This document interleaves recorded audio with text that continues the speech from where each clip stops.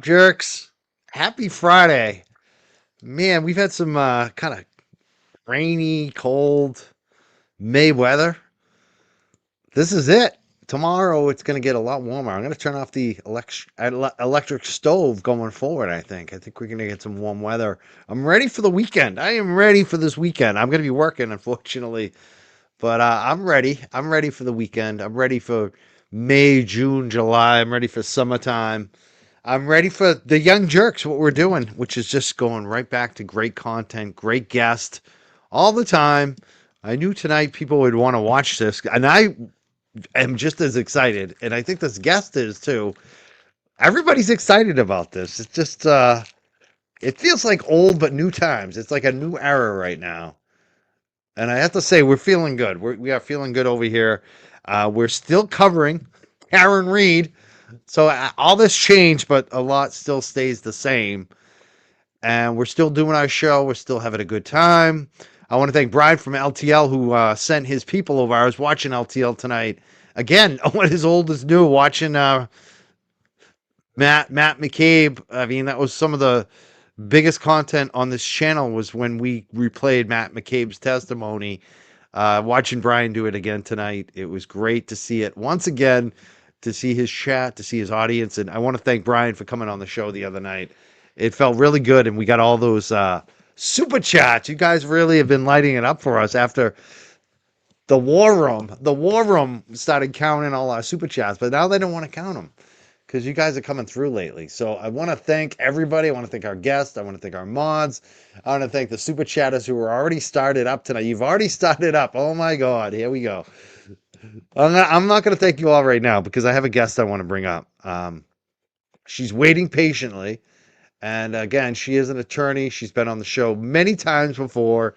The last time she came on, she blew it up again. It's funny how they devalue her expertise or her knowledge and what she does on these shows. But I can tell you right now, she moves the needle. Brian from LTL knows that just as well. And we're very thankful. I'm burping now on all of these legal cases that she brings her not just expertise, but the way that she puts things and the way that she says things and states things. And it's exciting to have her on the show. Let's bring her up again. She's muted right now. I think she's going to have to unmute herself. Attorney Nan Gallagher, welcome back to the Young Jerks. Hey, Mike, how are you? Good. How you doing tonight? I'm doing great. It's so funny you said you burped, and I actually burped too. So we're simpatico. Yeah. It's great to be an honorary jerk again. Always love coming back. These are my roots. And also I wanted to say hello to your chat. Thanks for joining because this is real content. And this is what I, as a chat surfer, love to gravitate toward, whether I'm a guest or not. Me too. That's why I get so excited about a show like tonight because I'm into it. It's funny. And the conversation we're gonna have and just having you here. It's always good to see you. It's funny, we're on the same schedule. When we do these early shows, these early evening shows, you have a decision. Do you eat after the show or do you eat dinner before the show? I ate dinner early tonight. I got prepared. I ate early. Sometimes I do Yes, the late 7, 8 p.m. dinner. Tonight I did the early one. I think you might have too. Like, what did you I do? Did you did. go early? Yeah, you did. You Yeah, went I did. early. I went early, but also like I don't now that I'm in my 50s, I can't eat dinner late. It affects how I Yeah. sleep. So, but I apologize to you and your audience because I was making sure my daughter was fed before the show. So I have free reign to be a guest for a while, and it's good. And you and I keep a very similar schedule though, because when I get up in the morning, half the time you're already posting on X. So it's like, okay, we keep the same time clock. Maybe it's because you take care of dogs and I have a That's it. big, I yeah. have my schedule. I try to get up enough time I always There. have to have my coffee, my little break in the morning, get on X, check Well, things it's out, and then go walk the dog. So it's like, but lately I haven't had many dog walks in the morning. Tomorrow I do. Like this week, the next couple of weeks I actually will. But some of my regulars I've gotten, I've I'm lost them taking because of. I'm doing this stream from my dining room to change things up a bit, and because I have a four-legged friend who's sitting at my feet. So Oh. She'll make an appearance, I'm sure. My big 90-pound Bernedoodle Roselle. Oh, I love So Bernedoodles. yeah, I Do usually have anytime to a lock her doodle. out. Oh, oh, she make Yeah, noises? Oh, she scratch. she scratches. She'll make noise. She, She won't disrupt the show. uh, She's a big fan of the Young Jerks. Come here. You want to say oh, hi? we You love her. The want to say hi? Bernedoodles. Come here. You want to come? You pop up at some point, okay? Come We here. love this. She's And getting then, excited. like, it's funny because we haven't even got into any of the Come here. content yet. We're talking about dogs. Talking about dinner. We're having fun. Here But she is. oh my God, is a boy or girl? She's a girl. Yeah, Girl. her name is Roselle. She was named after Roselle. Roselle, New Jersey. Her whole litter, the mother's name was Jersey, and all the dogs, there were 9 dogs in the litter, and they're all named after towns in New Jersey. So, but Oh, I am her queen, and she will just be along for the ride tonight. oh, Yeah. beautiful. What a beautiful dog. Roselle. Now she's all, I'm not leaving. I want to say hi to Yeah. everyone on, look, she's looking right at us. Oh, look at those eyes. Hi, Roselle. Hi, honey. You know, it's Oh, come see it's some funny. me. You can't even see the whites of her eyes. Like Oh, I when can't I know. take her They, for walks uh, at night, you can't yeah. even see her coming. Oh, she's so Yeah. cute. Thank you guys. She's a, oh, she's All hugging right. you. She knows who Mama is. Oh, she loves you. I can see the whites right there on the side. She Yeah. loves you. Oh, she looked right at you. Oh, Yeah. For some reason, I didn't even want a dog. I had one that passed away back right when COVID hit, and I said never again because so hard. it was It's the hard hardest on thing about me. it. And my family said we want another one, so we got a COVID puppy, and for some reason the dog that I didn't think I wanted is has crowned me her queen. So Oh, oh, you see that's the that best. NH dude just dropped you a super chat. I just wanted to say he's one of the best things that came out of the Free Karen Reed movement, at least for me. So a special hello to you, sir. Oh my God, look at you. I love the way I know you and you're just beaming about that. The way you said that was like, oh Bridgewater wow. guy. Yeah, the Bridgewater guys will never let you down. I love it. No, Wow. Congrats to you in New Hampshire, dude. thank That's you. awesome. I felt that. Thank you. We have a lot. This is the thing. When you come on the show, the numbers go up, the trolls go up, but the love Ooh. goes up. There's like we have already 10 super chats. We're like I had a goal for like 3 hours. We reached it like before we even got through the intro, before we even discussed Karen Reed tonight. They love you. I'm gonna sound like Brian, but we can't have that. It's gonna upset people if your channel or LTL Media makes money. I mean, weren't you guys canceled? Yeah, Isn't I think you shouldn't got canceled. people shouldn't be watching you? You're I not, know. you guys are traitors, or you stopped following some important people in the movement. So, I can't tolerate this. But I will say, if the super chats keep rolling in, I'm inclined to say more. So, You have a lot going on. I noticed you have a something you haven't done before. Let's get to that. yeah, Is a space is upcoming, yeah. which I'm. What day is this space on? Because I put the notification, but I didn't even see the day or time. I'm just like, no matter So, what, I gotta be there. what's funny, Mike? You always ask me at the end of your show, like, is there anything coming up? What do you want to tell us? And a lot of your guests have, their own channels, and they'll say, oh, you can follow my channel, you can do this. And I have no inclination to ever have a YouTube channel. Anything I had put out about that last year was tongue in cheek to annoy some people, and it really did. But this time around, I actually do have something coming up. If anyone is on X, I go under the name Lawferio, and I am hosting my first spaces tomorrow at 2 p.m. Eastern Standard Time. And I'm going to talk a little shit. So, just to, it's not going to be what a lot of people think it is. It's not going to be a free for all where Nan answers every single question or Nan studies the chat and responds. But I have some stories that have yet to be told. And I'm going to be giving a little context to some of the people who think that they can tell my story or say things about me. Because as you recall, once I started prominently or becoming public in the Free Karen Reed movement. Ooh, there you go. One, ooh, am I glitching? No, can you see me? You never really know. Or It's did you? somebody's Yeah, okay. glitching, but just keep going. So We'll anyway, figure it out.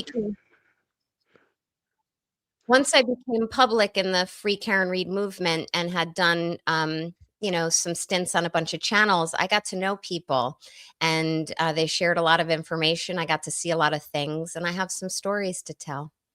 So if anyone's interested, you can log in to X tomorrow at 2 p.m. and here's some tea spill. Um, any hints? Any juicy you want to drop? Like even give us an idea a little more? Just wondering. Well, I don't the interesting thing is I actually was telling a good friend that I don't have anything planned to talk about other than let's see, what's a little hint. Well, I was present on the evening of March 4th, 2025 outside of CF McCarthy's and D&E Pizza. And a Mm. lot of people think that I may have had a responsibility to stop someone's actions. And, I might have something to say about that. I might have videotaped Wait, let me the just stop you event. there because there were other people there. Hmm. Did they say that to the two big men that were there? Because there were two No, big men that were there, like giant men, actually. One of them's a giant, and the other one's pretty big, actually, taller than me. So I mm, mean, two large men. Did they say that to them? no, they didn't. And interestingly, a lot of the community thinks because I'm a lawyer, I somehow have a legal burden or ethical obligation to stop the conduct of an individual whom I met 2 hours before. I was gonna In say, like, fact, how what was your existing relationship with that person? I mean, that's the thing. The other two big men yeah, known this guy a lot longer. Like, so like a lot if people want to longer. say that shit, like that's usually what you look at. Like you Yeah, don't jump involved in people's business that you just met an hour ago. correct. Like In fact, I wasn't even planned to go to that evening. I was told, this is what's going to be happening. You can come along. And I was like, I don't feel comfortable just tagging along. So I checked with the more prominent individual by text message beforehand. I said, is it okay that I come? I don't want to crash.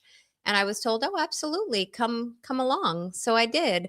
But yeah, there were a few individuals there that evening, and some of them actually may have panicked after charges came. So and oh yeah. might have communicated Yeah, I to might have those had that some communication with that too. I'm not going to yeah, it's speak so too much funny on it, because but it's funny you how know people panic and they get very fraidy cat, but they act all tough. yeah, and But it's interesting about that. What's yeah, interesting about we see that? a lot more, but it's funny how a lot of these people who have opinions out there all across the world on this stuff, they don't have the experience with these people that we do. Like they don't know the real dirt. It's funny. They don't know who's really a fraidy cat. Um, Yeah, One of the questions I was watching Elise, I think yesterday, twisted. and she was Yeah. talking about possibly streaming it on her channel. I was like, maybe I'll stream it on my channel. Are you like opposed to that? Are you okay with that? Like, do you want people to stream it? Because some of the I antis don't will mind. probably I stream don't it. mind at all. Yeah, some Yeah, I mean, I anti-nans. certainly And so, don't mind. Well, that's most people. But no, I don't no, mind. I'd say It's not like you have I a have lot of any support copyright actually. over it. Yeah, I would not say it's most people. I'd say like most people support you.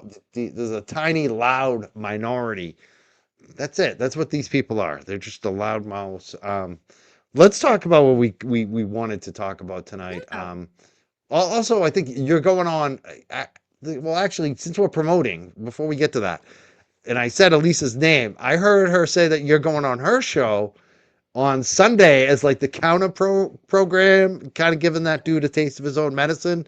He's every time he does a fundraiser for anytime someone does a fundraiser for Karen, he decides to do a fundraiser. Now he's doing a fundraiser, and Elise is like doing her own fundraiser for somebody else who apparently was a victim of his. You're joining it. Tell us why and what do you think about it? Like what's planned on that too? Oh, thank Twisted you for tragedy. asking.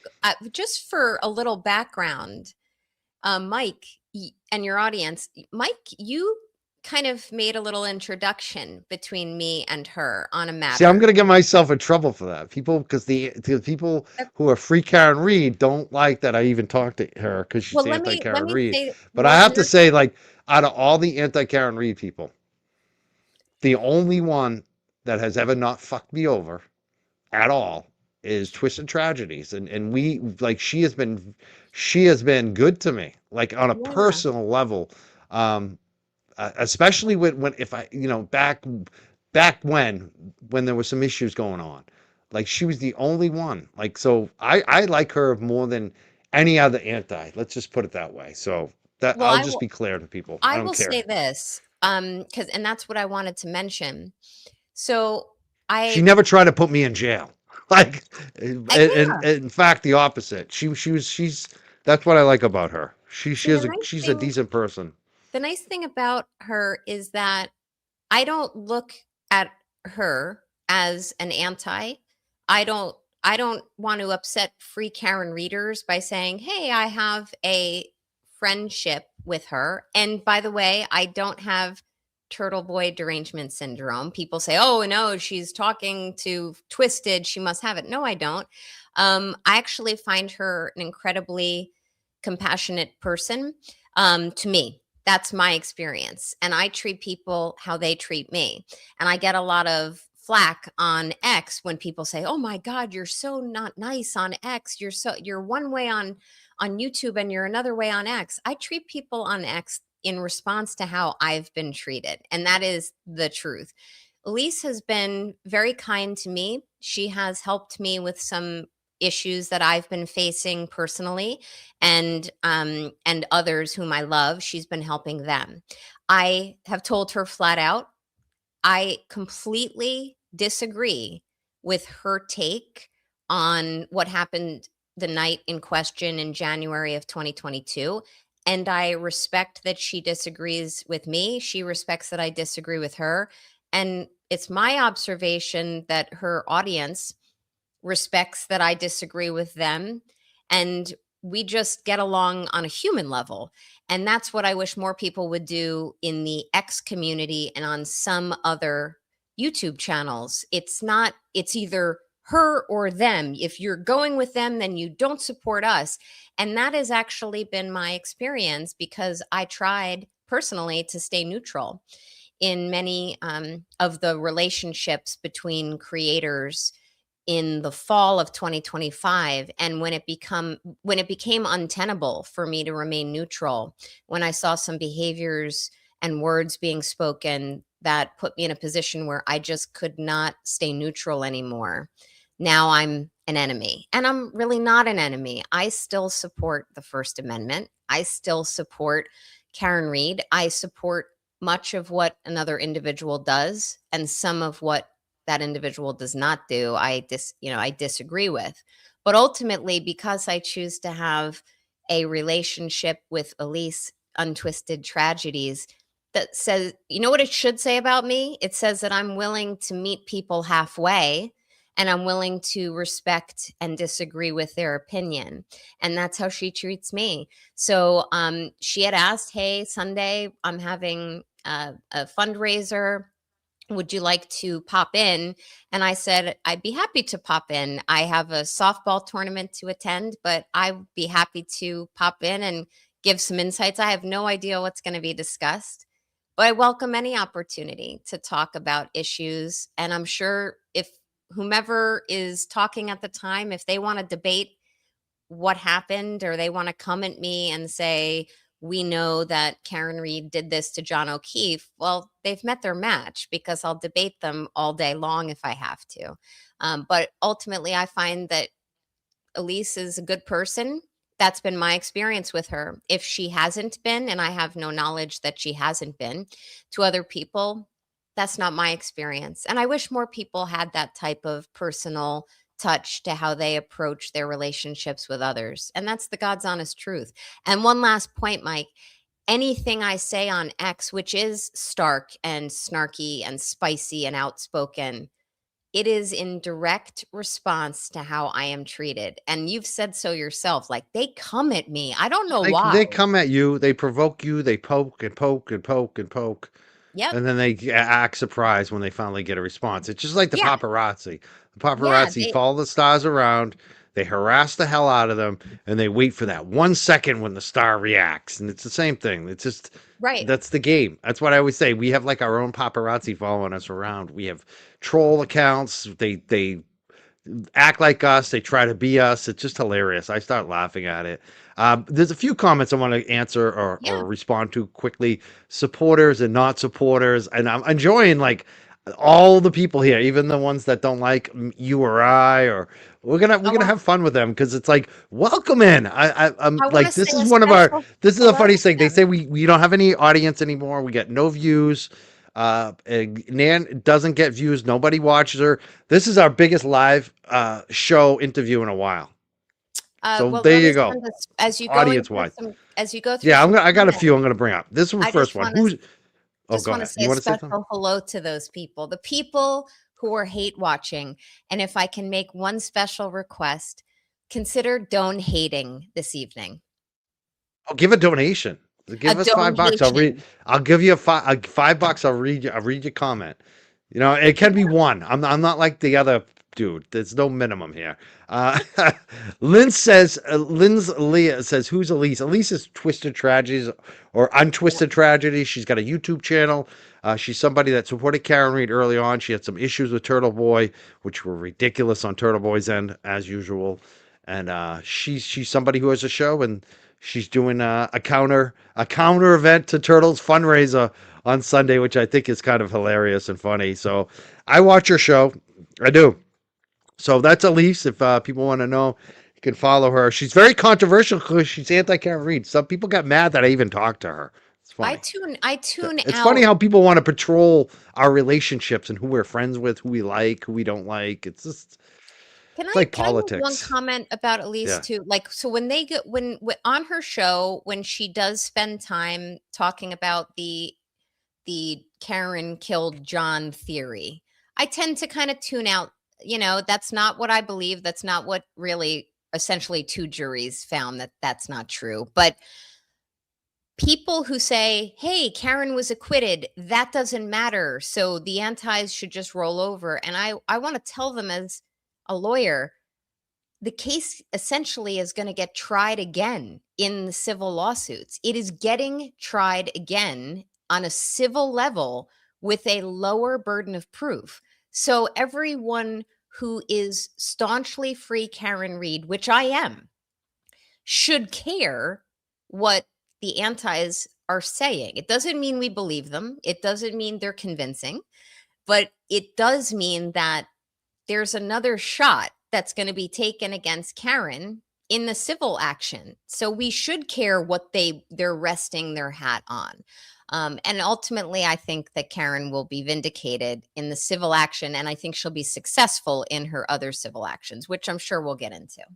Multiple venues. That's a funny thing. It's just not Yeah. even one civil trial. It's really multiple.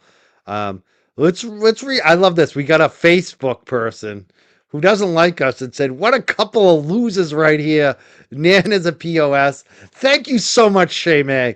You Hey, bring so Shay. much value to the community. You are so respected, incredible, and well loved. And we wish you the best. I hope you We enjoy do. Consider tomorrow, the donating. sunlight. Get some sun on your eye, enjoy, get some grass under your feet tomorrow. Maybe go Right. hit the shore. I don't know, have a slush puppy or something.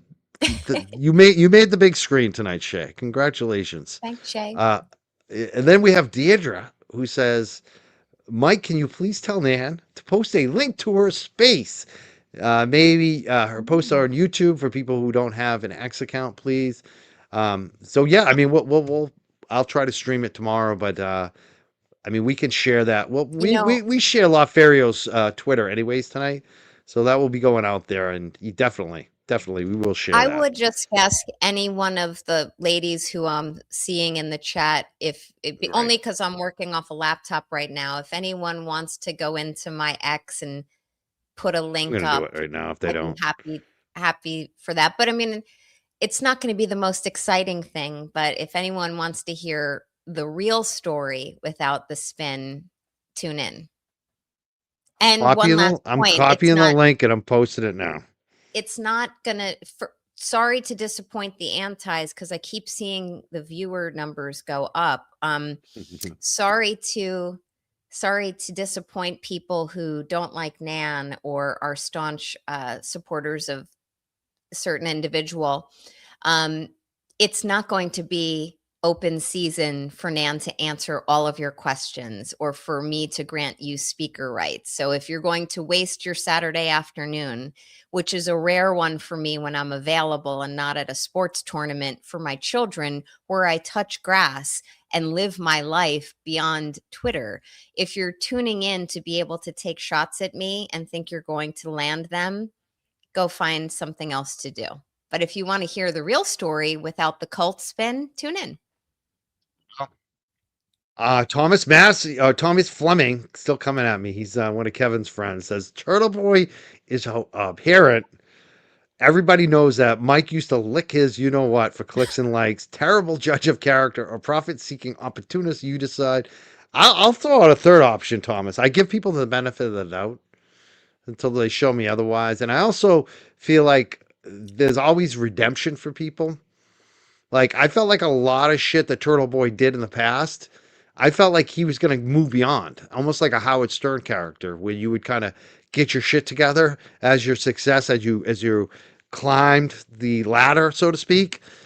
So you know, it is what it is. You can call me what you want. I don't really care.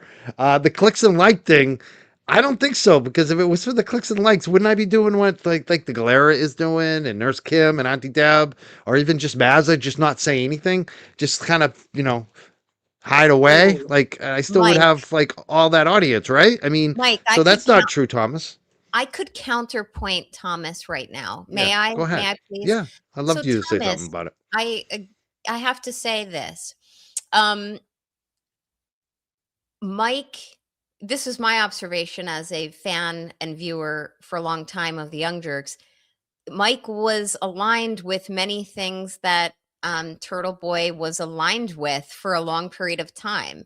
And it's my personal observation and opinion that once Turtle Boy tended to veer off and go in a different direction, that, in my view, was very detrimental to others within the space. And once he engaged in some activities that caused some questionable things to arise, like recording Karen Reed surreptitiously and using racist language and epithets, haranguing and cheering on cancer to beat to win in a battle against a woman.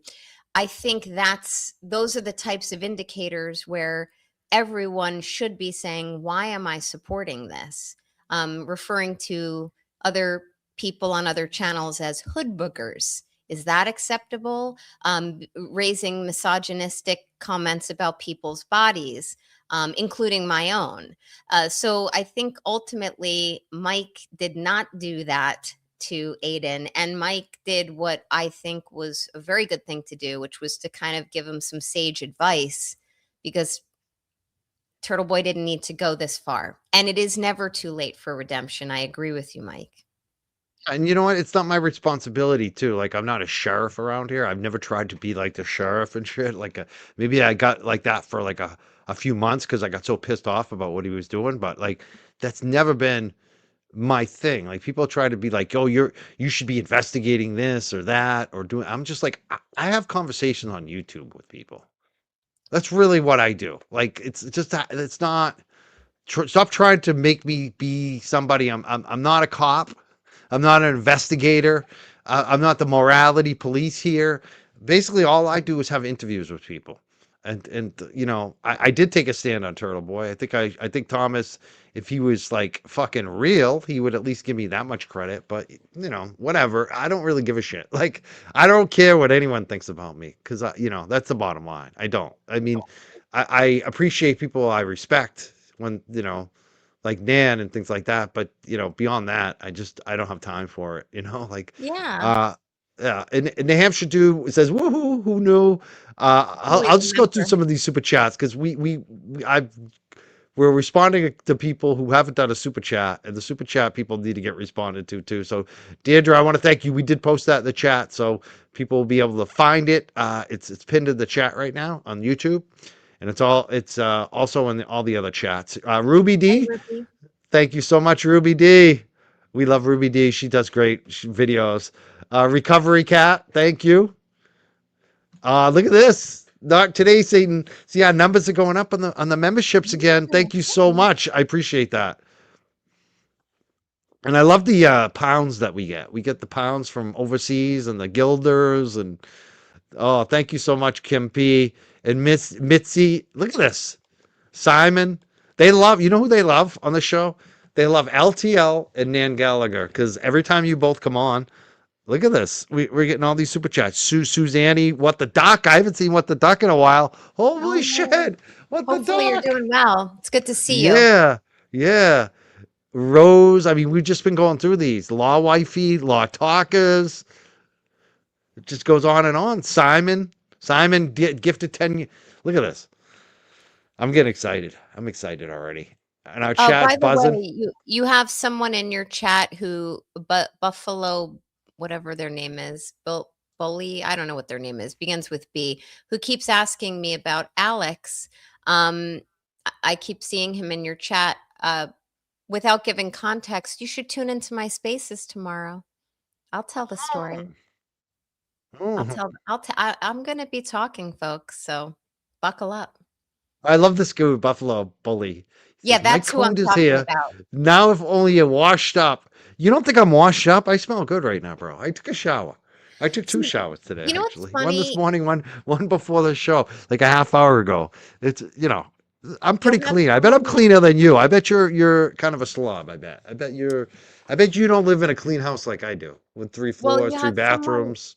you have that's the person who keeps asking me about Alex, and I will say Yeah. this, Buffalo Bully, put a profile picture up besides your dog, who's very cute, by the way, that reflects you and your appearance, or feel free to hop on with a camera, and we'll talk to you, and, we promise we won't criticize your appearance, but until then, have a great day.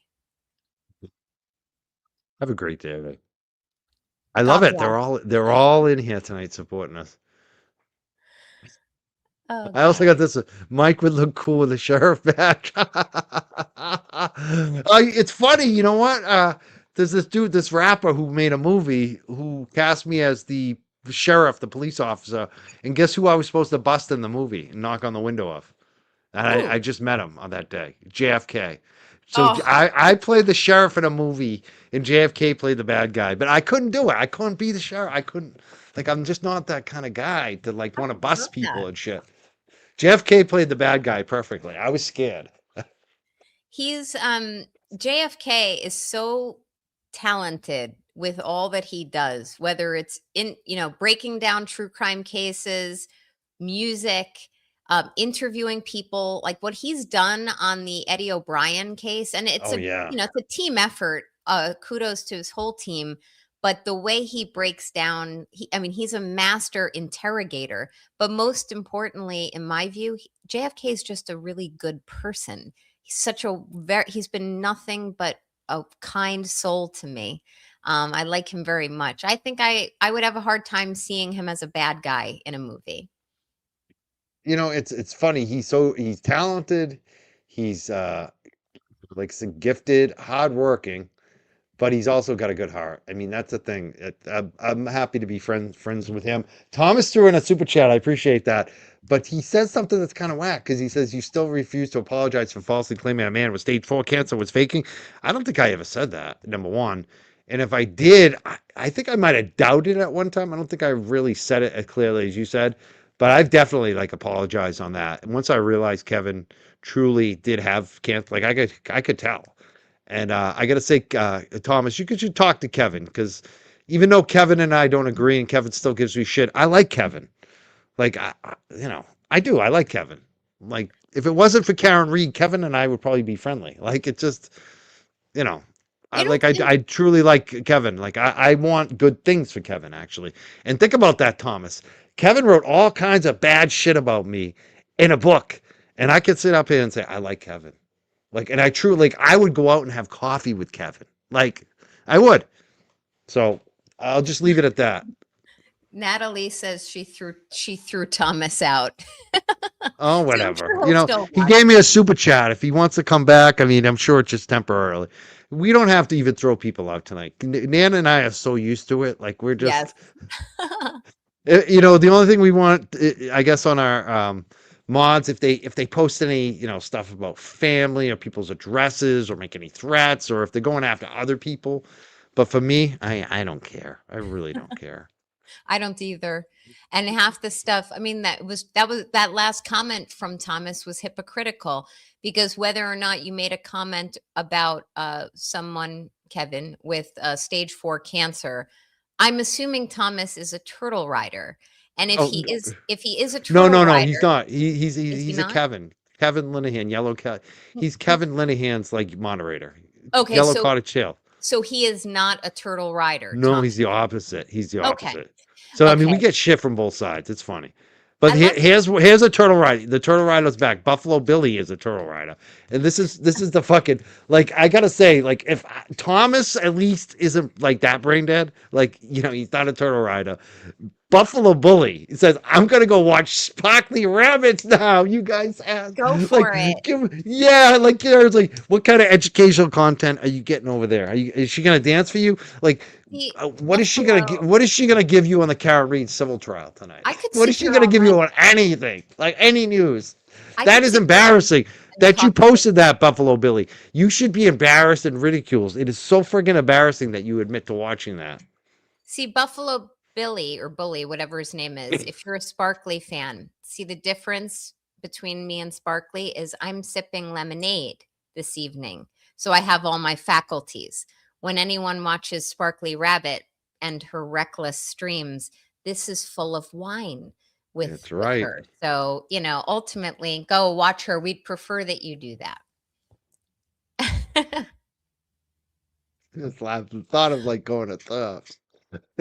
I'm going to be talking She said about I was. you tomorrow. I think it's funny because she said apparently that I was mean to her or some shit. That's why she didn't like me. And I'm like, when? Mike, Like, I all know of a I sudden know she comes out of the woodwork, starts calling me Mike Kryfit. I'm just like, what the hell? Wasn't she the one that was like kissing my ass a week ago? Like, what Mike, is going on? Like, let me speak to that for a moment, because I will be discussing her tomorrow during my spaces. But what she's probably referring to is after one of her more recent spaces in the last month or so, before she had a complete conniption and decided to flip all of her positions in life and loyalties. She held a spaces that really wasn't moderated well.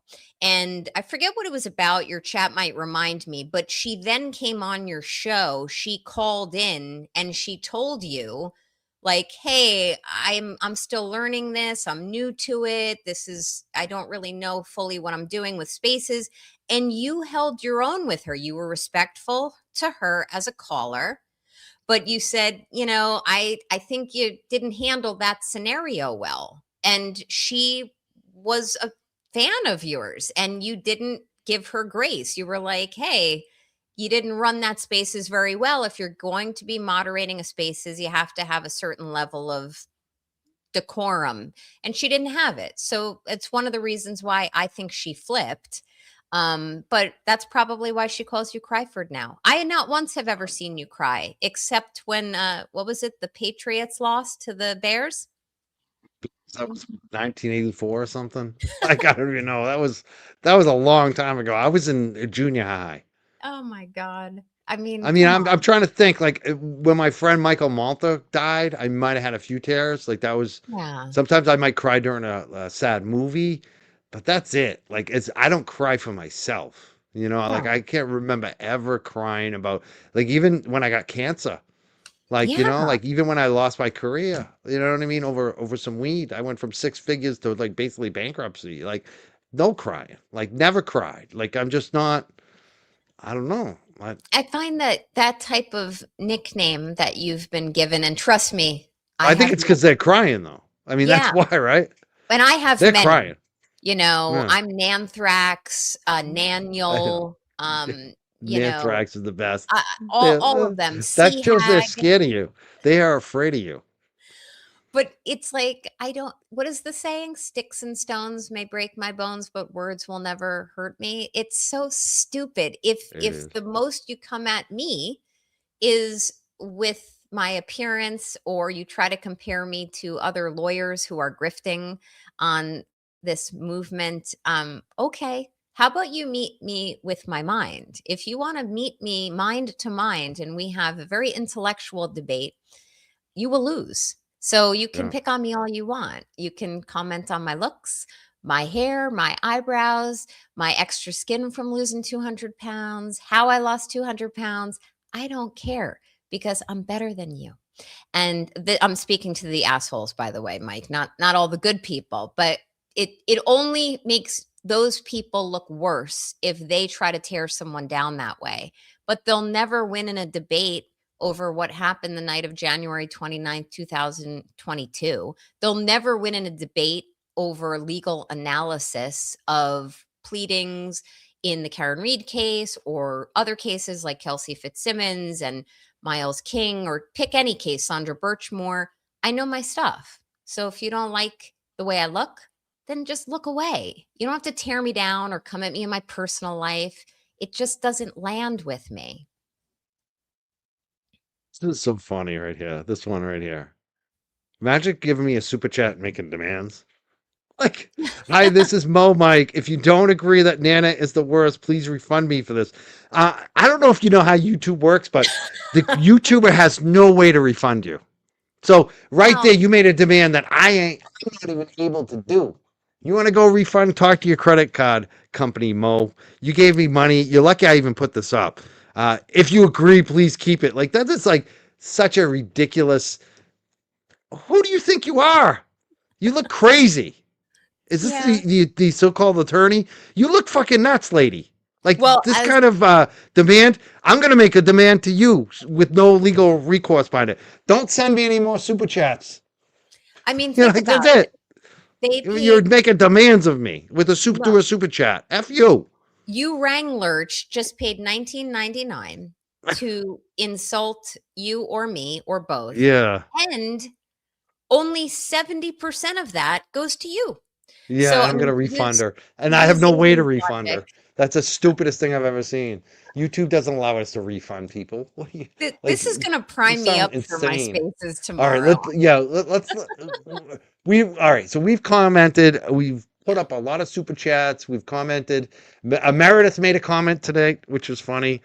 She noted that there's only one guy known for crying on the floor. It's not me, which I I thought can't was go funny. back. I can't Yeah, go back. yeah, yeah. He got so mad too. That's not the one. Where is that? He got so mad too. Like that was what he got mad about that video. Um, there was another one too. Oh, from Nina. She says free speech versus hate speech, not the same. Love Nana and Mike. She also Yeah. noted that yeah, she thinks because she was I guess Sparkley was a fan of mine. I don't know. I didn't even think of that what you said. I thought it was the comments. She said something like I think when we posted that you were coming on the show, I think it was her that said no one would listen or no one would watch. And I said, well, speaking of no one watching, look at your numbers. Like you have the cult behind you and you still have no numbers. Like you never got 100,000 people watching you when you had the cult behind you. You have like 50 people watching you. Like you don't even have better numbers than us. Like it's like a joke. So, She's a and she lost got mad soul. at that. She got really upset about that. Like you could Be tell sure it to was tune like, in tomorrow, Sparkly. I will be uh, talking about you. Lots to thank you, say. Mama Sita. Mama Sita comes through. Look at this. We're killing it tonight. I hope We can't the, even the talk war room about is keeping Karen track. The Reed, war the room. Karen Reed case, because there's so much money coming in, and That's either right. That's that true. or love and insults. And to everyone in your chat who's sending love and positivity, thank you. I'm sure Mike appreciates that too. It's very validating, and it must be very disappointing to people who try to cancel others and they don't go away. So your efforts are fruitless, as they say. And we have Lana here as well. We got a lot of YouTubers here tonight. A lot of great Hey, people watching. Lana. I want to, yeah. It's Oh, funny that's because the thing. Lana has a view on what happened the evening of January 29th, 2022, which I understand. I didn't know that view until someone said, "Hey, by the way, she has this view," and I didn't understand till recently that we have differing views on that. And I had paid a super chat to her a few weeks ago on another subject, and she earned every bit of that super chat, by the way. But everyone said, "Oh my God, Nan is flipped. She's anti. She's paying money to They're Lana." hanging on every word. It's Really? hilarious. Lana's analysis is really good with a lot of this stuff. And I very much appreciate listening to her. She's very analytical. Lana, truth be told, I can't watch all of your content because it's way over my head, some of it. I think you're very talented. Does it mean that I agree with what you think happened the evening of January 29th, 2022? No. But am I here for your snark and analysis of some other things? Absolutely. And hey, JFK. Yeah, we Love also it. have JFK here. It's amazing. And the Buffalo who said he was leaving to go to that lame show is still here. Now he's talking about Lana's breath is kicking. Bye Lana bye. Lana will kick your ass, bro. I don't know if you're a guy or girl Buffalo bully, but I think Lana would kick your ass. She's an athlete. I would not mess with her. Young, Lana mentioned quick. Yeah. entering a foursome in TB's golf outing at Kettlebrook. I think it's called Kettlebrook. Lana, I'm like a pretty much of a scratch golfer. So That's right. And yeah. this Call me was girl. not yeah, this was not the loser show until Garrett showed up. Then it became the loser. Garrett's a loser. I love it. Thanks for watching, Garrett. I really appreciate you. I love these freaking trolls tonight. This is so good. We haven't even gotten to Karen yet. We're just like No. enjoying the chat.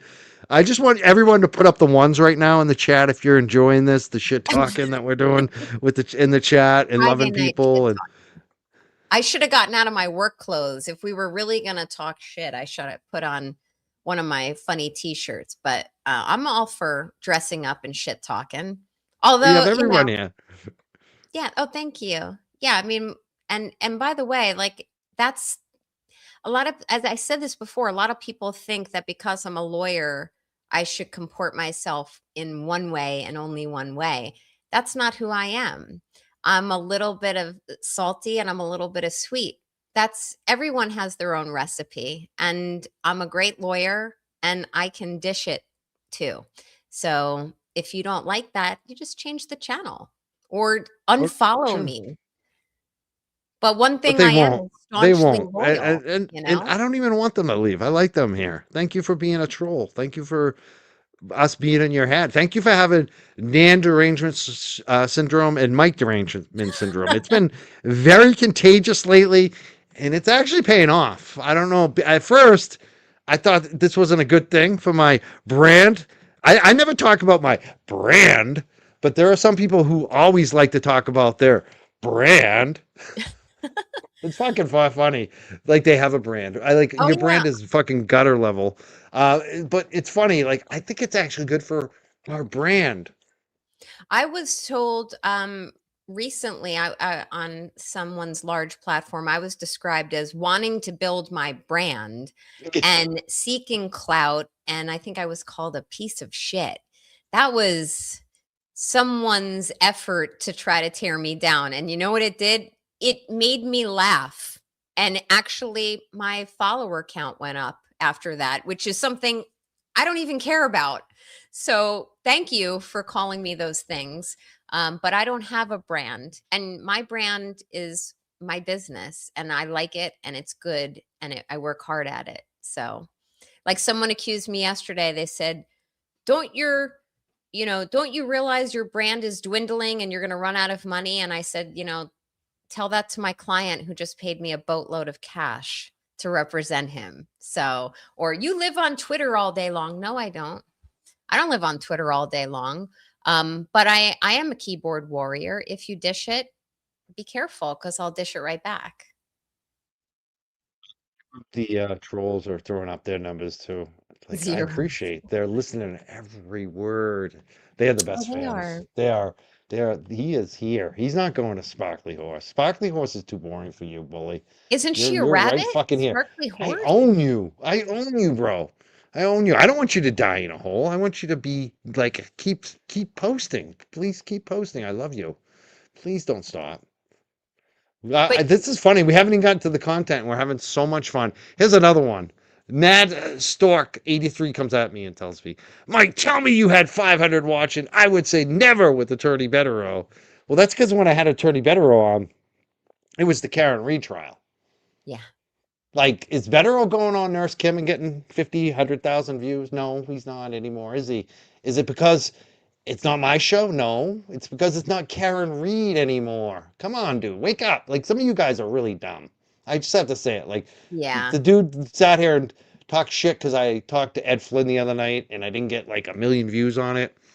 And it's funny because when I was live, Ed, this is a city councilor in Boston. You'd think a lot of people would be interested in the issues of the day and listening to a live with him. Not that many people were watching. I reclipped that same video of Ed Flynn and mentioned he spoke about John O'Keefe and Karen Reed.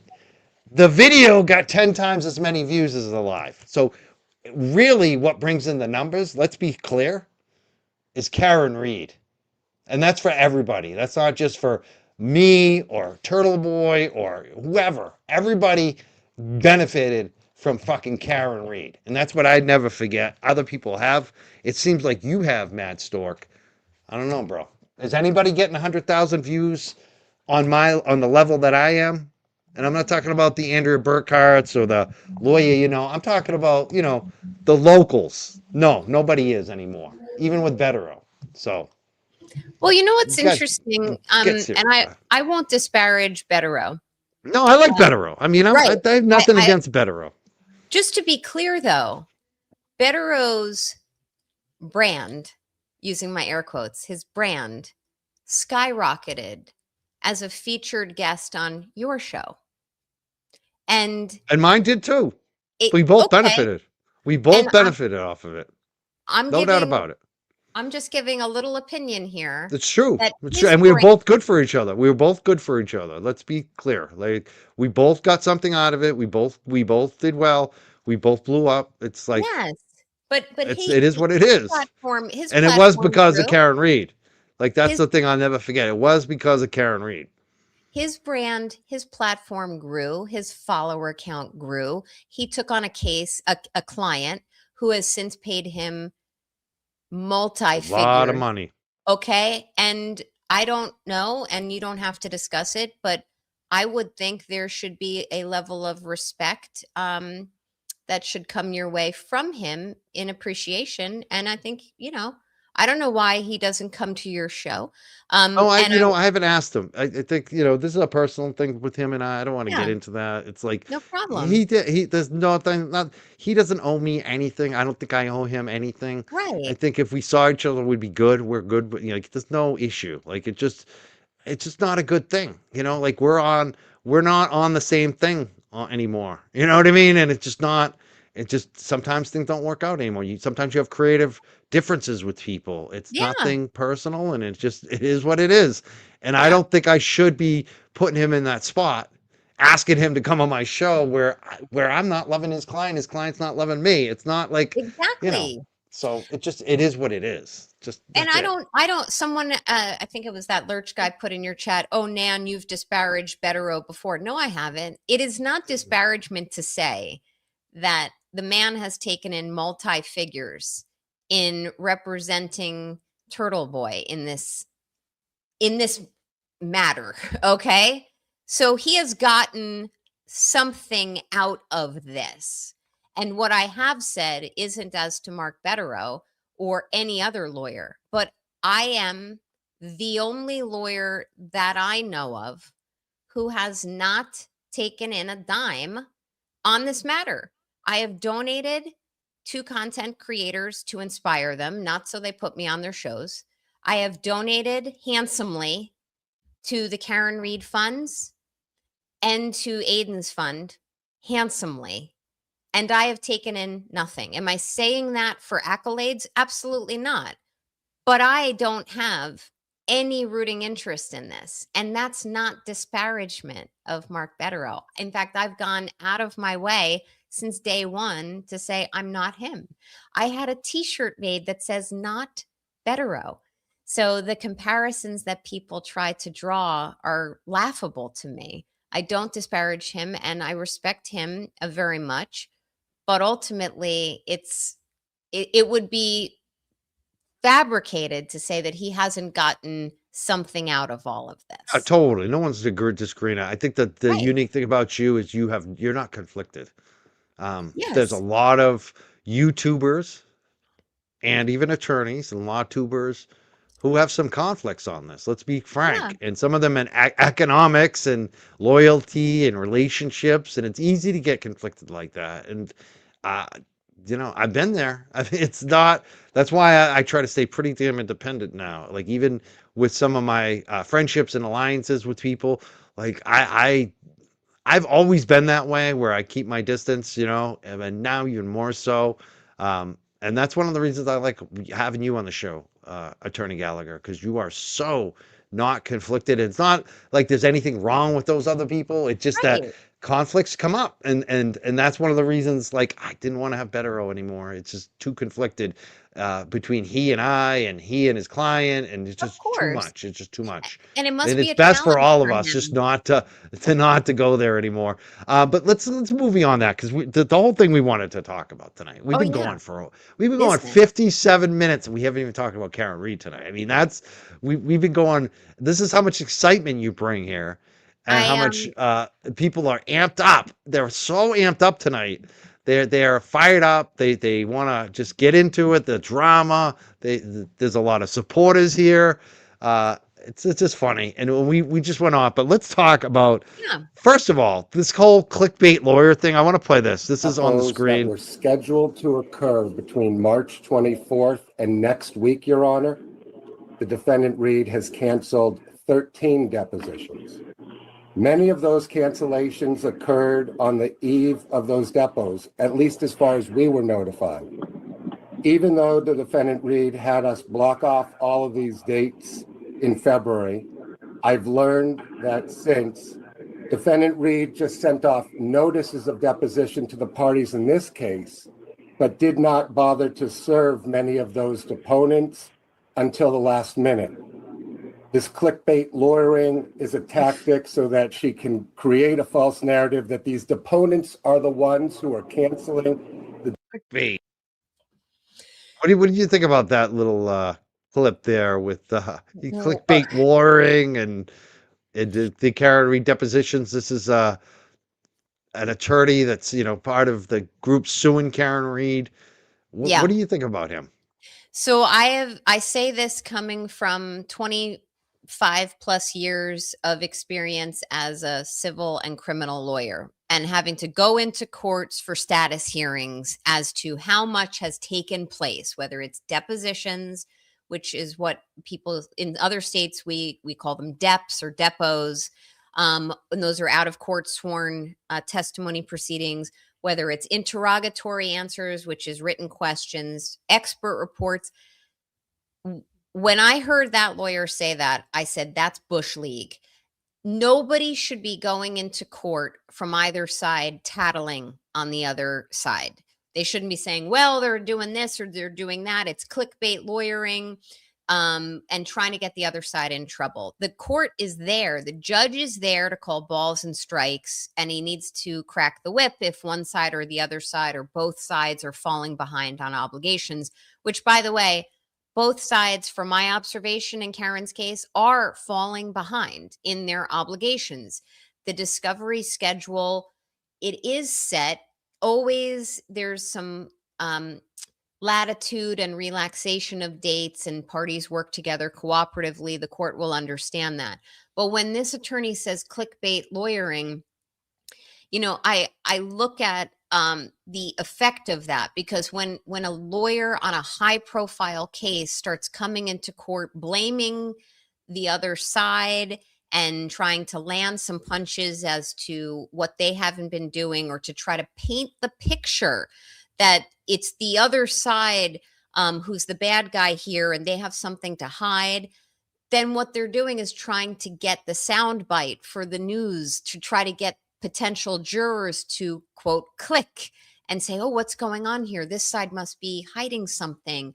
So it's really, it was disappointing as a professional for me to see that, because both sides should work collaboratively together. And frankly, they should meet and confer, which doesn't have to be in person, meet and confer beforehand on these key issues before they ever go into court.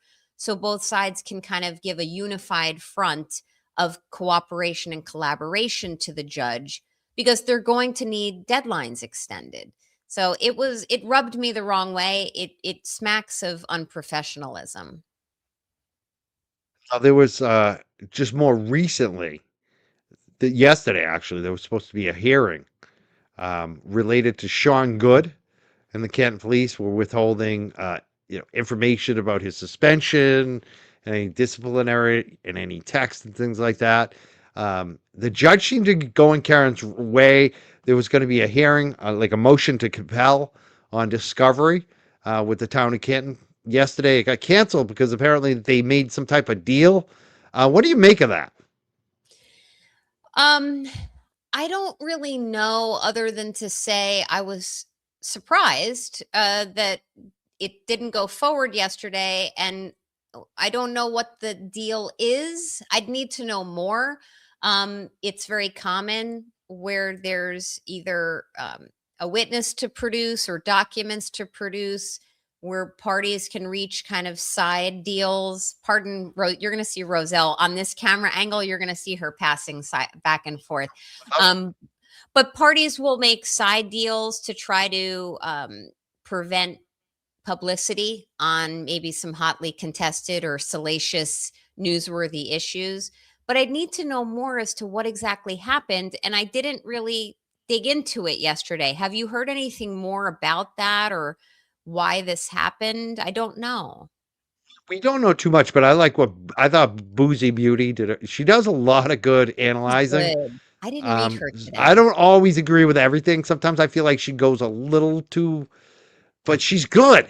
Like Yes. she's detail oriented. She really keeps track of things. Like sometimes I always feel like, oh, just don't go too far. Like, but I like Busey, and I also have a soft spot for her. I just think she's like wicked nice, wicked sweet.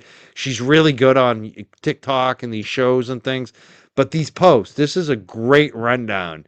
Like I even, when I was supposed to go on Grace Curley today, Grace took the week off. I decided to take it off again, so I didn't do it. But this was like the kind of rundown instead of a news story. I sent her Boozy Beauty's link. I mean, that shows you the quality, I think. I'm not sending Grace Curley some crap, and I thought this was a good rundown. Boozy says the town of Canton canceled today's hearing on Karen Reed's motion to compel because the parties reached an agreement, which is a pretty major shift considering where things stood after the last hearing.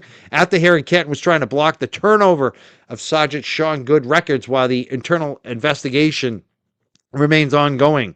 But Judge Gildea was clearly not buying the idea that Canton couldn't just withhold everything indefinitely. So that's what it really was about, is like, while the investigation is still active, we can't share it. But the judge was kind of saying, no, you're going to have to share. Yeah. And they were going to have a hearing about it. And before the hearing, it got canceled. So I think basically they made some kind of deal. And she goes on to say the interesting question now is what the agreement actually was. Most likely possibilities. Canton agreed to produce some records. Yeah. The scope of the request was narrowed. Certain communications may be withheld temporarily. The parties entered into a confidentiality protective agreement limiting. She's just speculating here, but it's probably something like that. Yeah, that's sorry to interrupt you, but those are good speculations right there. But go ahead. Yeah, so I mean, I think it's really going to be interesting to find out, to see if we get the information about what Good and Proctor are doing together, and if some stuff comes out there and why he was suspended, because we really have no idea. He was one of the police officers that, the dispatcher that responded. I don't know. Like, I wonder what this is all about, and I just wonder what might actually come out. Like, will we find out? Like, do you think, is this all going to get buried? I think what do you think? I think in the short term, some materials will come out meaning during the pendency of the case, some materials will come out. Now that I'm thinking more globally about this, I'm thinking it's probably likely that the parties have reached some agreement to limit what is exchanged and or released publicly. And then after the case is closed, then public records requests could be fruitful and the parties, the public will be able to see more of what was in these records. And I don't even know if it has to wait until after the cases are resolved, because there's no, as far as I understand it, there's really no pending investigation anymore. Although I've heard mixed comments on that. I've heard some people say, no, there's still an investigation going on. And if that's the case, then records might not be released. I don't fully know. I will say, though, and I didn't read her post until now, that's a very good analysis of what likely happened. But ultimately, there will be some materials will come out in the short term. Absolutely. I If mean, they're talking about like internal investigation of Good himself, maybe that's what they're kind of yeah, shielding like, themselves. Yeah, and that's he's what it seems like. I don't know do you know his current status? What is his current status? I Is thought he he was suspended. I thought he was suspended with pay. This was I what thought he was I could be wrong on that though. Let's look it up. We'll, put yeah. it into Sergeant Sean Good Canton.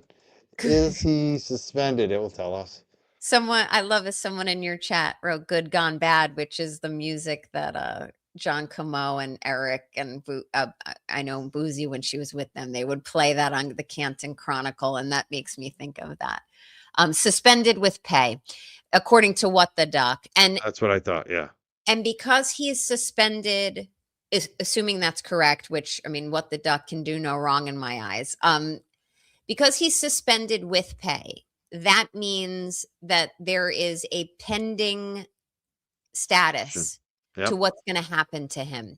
And because that it's pending, meaning he's suspended, he wasn't terminated, he wasn't restored. And if he's still actively suspended, then there will likely be a delay in release of any materials involving him until there is a finding or a final ruling as to him. So there's probably a pending IA investigation going on, or some type of administrative appeal process that's going on as to his suspension. And once that is resolved, then you'll start seeing, and depending on the result of the resolution, then you'll start seeing material roll out. I mean, he's a real problem here, by the way. Like, he's at the core of some of this. And he's not always talked about in the story.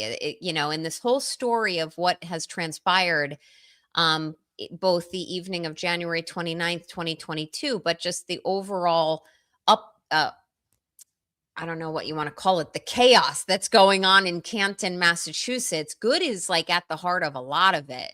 So those records will be very important to advancing Karen's civil claims, or to defending herself from the civil lawsuit that's been filed against her for wrongful death. But I will say, I mean, she's actively working with her attorneys to try to uncover all of this.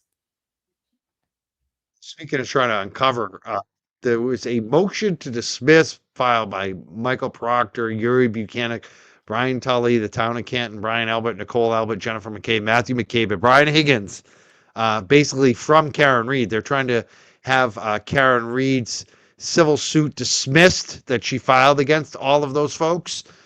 She just filed an opposition to the House defendant's special motion to dismiss and a motion to dismiss. So apparently it looks like there were two motions here that she's responding to, and it's 1,643 pages. Oh my Lord, I can imagine. How much do you think that cost? Number one, 1,640 pages. How much does that cost to just get written? Never mind the research. The research, I don't think people realize it's not just writing a lot of times. Like, even on my little shitty little case, research is a big part that takes up a lot of time of lawyers that we get billed on. I wonder, how much do you think this cost? So I saw this posted. I have not read this in full detail, but I saw this posted by AIM, the AIM account on X, Yes. and I saw it first thing this morning before I went running, and I'm like, oh, I can't read this right now. I know. I And haven't she had time to read it mentioned, either. I'm assuming AIM is a she, but AIM She mentioned is. it's 1,600 pages, and I went, "Oy!" But then I asked in my own brain, I'm like, "That's got to be attachments. There's no way it's a 1,600 page brief. It's got to be exhibits and everything. The brief itself can't possibly be 1,600 pages. You'll know, Mike, if you scroll to the very end of that document, if we start seeing attachments to a brief. But, to assemble, I mean, I've written briefs that are 20 pages and then I'll attach 1,000 pages of exhibits to it. But the brief itself was only 20 pages. I will tell you, to assemble a 1,600 page brief or a smaller brief with that many exhibits, you're talking tens of thousands of dollars. Tens of thousands of dollars. Anytime there's a substantial dispositive motion, we call them dispositive motions. Motions to dismiss. Another term for a different type of dispositive motion is a motion for summary judgment. The motion to dismiss is filed at the beginning of a lawsuit. A motion for summary judgment is filed at the end of discovery period. Those types of very important motions, which can dispose of the case, hence the word dispositive, are extremely expensive for clients. So when I take on clients, I tell them all the time, this case is ripe for a motion to dismiss or ripe for summary judgment. But I'm going to tell you now, that is going to cost you a pretty penny. And you need to buckle up and swallow that pill right now ahead of time. So that, because I try to be very transparent with my billing, so there's no surprises later. Karen, I don't know how much she has spent or continues to spend. It's probably in the multiple tens of thousands of dollars per month. But with that, I will say that any type of fundraising for her or donations that can be made to her fund are vital. And it's these cases, the wrongful death action, the federal action here that Proctor has filed this motion to dismiss in, or any of these civil rights actions that are pending.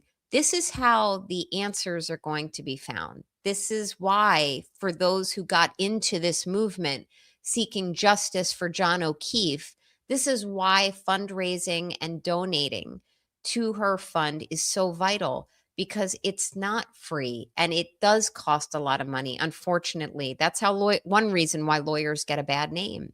So I hope that everyone will consider that and consider donating to her moving forward, and to kind of put the divisiveness aside and realize that what you ultimately should want, one of the things you should want, is to find out some of these answers and to get justice for John, because she's trying to fight to do that.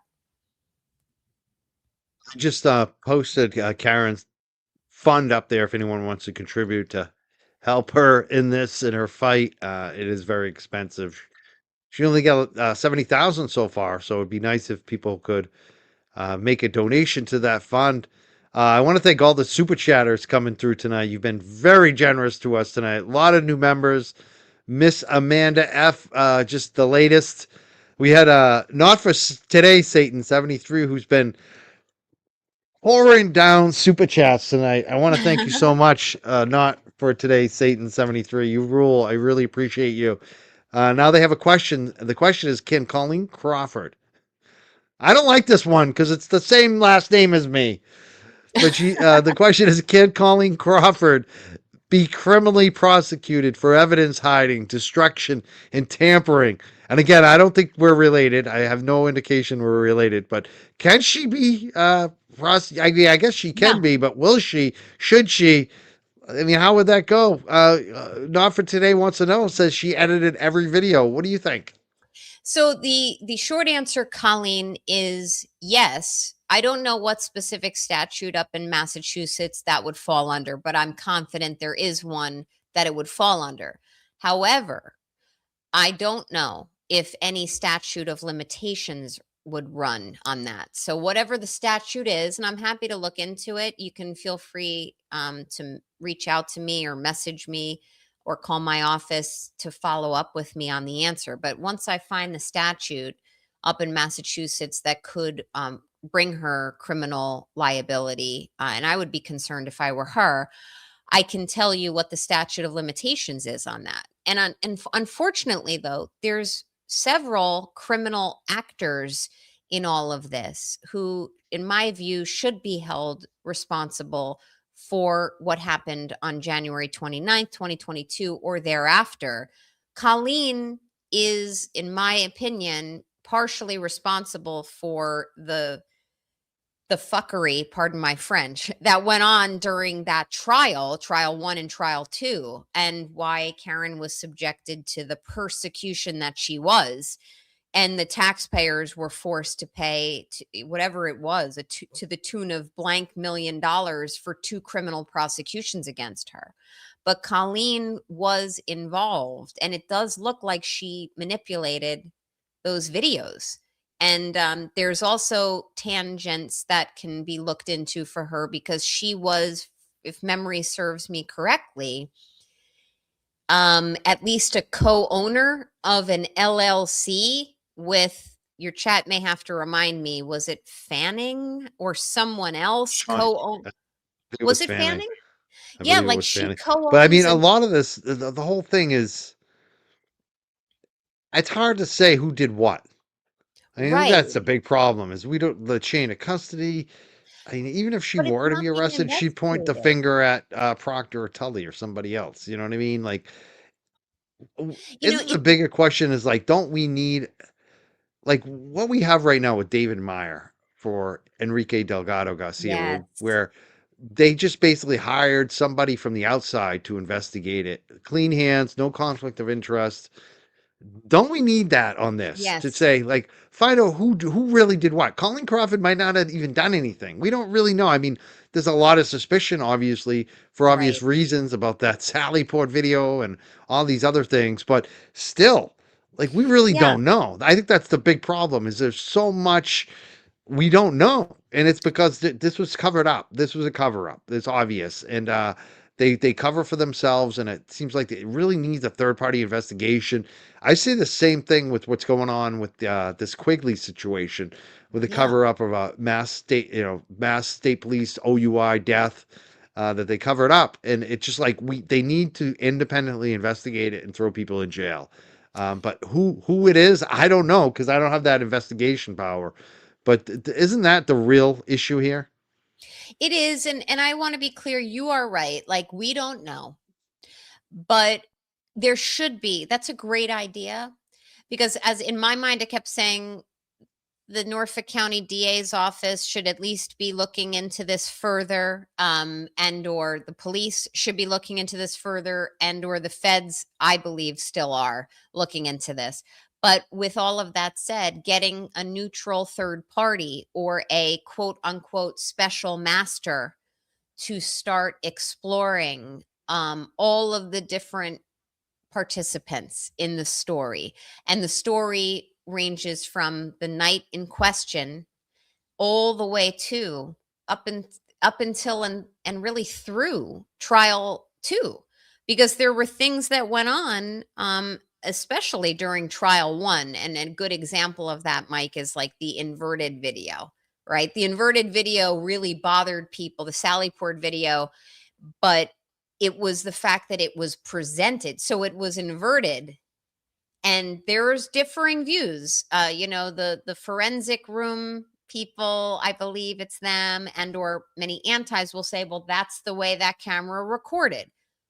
Okay, assuming that's true, how has that been investigated? Show me and the public how that was investigated fully by impartial people to show that is the way that that camera And recorded. the And other don't, part of that, there's another part of that too, like because that yeah, seems dishonest, like because it's like it's partially true what they're saying. And like there is truth to this because I deal with cameras and sometimes live streaming, and yeah, even tonight, like I could mirror this camera right now. I could change it.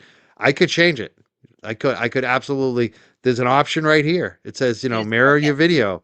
I could do that. It could happen. But the key is on this is that the Mass State Police presented this Correct. and pointed at a tail light and said that tail light, couldn't have been walked there because you see the video. So they basically lied about which tail light was which. Right. And they should have looked into that. They should have been like, wait, is this mirrored or not? They should have known. And they basically were dishonest. And to pretend Right. that Tully didn't know, or Buchanan didn't know, like which end of the car we were looking at, like that's beyond incompetence. That's not incompetence to me. That points to something else. Something. Dishonesty. I mean, they could still say it's incompetence, but I'm not buying it. That part is why. That's why that Sallyport video is so like glaring to me, because I don't believe it's incompetence. A lot of times stuff can be incompetence. I don't think that was incompetence. I think it was I agree clearly with you. deceptive. Deceptive is a great word. It did, to use Standing Stone's comment there, it did mislead the jury. But even beyond the MSP, it was also presented by the DA. So Lally, Right. everybody He needs to knew. understand this. The buck stops with the prosecutor. It stops with the prosecutor. So even if there were shenanigans and deceptive behavior on the part of allegedly, possibly Colleen Crawford and friends, the MSP, whomever, once it gets in the hands of the prosecutor, it is his or her role to kick the tires, to make sure that they are fully vetting the authenticity and accuracy of the information, video, documents that they are getting, that they are handing over to the defense. So when it not only stops with the prosecutor, but it's the job of the prosecutor to make sure that if there are any questions about that authenticity, that they go back to whomever it comes from, the Canton Police, the MSP, and ask the right questions. And as we saw in, was it the Miles King case? Whatever case it was a few months ago, I think it was Miles King with Rosemary Scapicchio, and Lally was being questioned on the stand. Do you guys remember that, where he was answering questions in front of I guess it was a plenary hearing of sorts, some type of See, hearing before the it court. was either Miles King or Brian Walsh. I can't remember which It one might it have was, been but I Brian. remember. Yeah, I remember And specifically that happening. Yes. he was being cross-examined about, well, he was being direct examined and cross-examined about his protocols and policies and ways of doing things in the prosecutor's office. And in that instance, they were awful.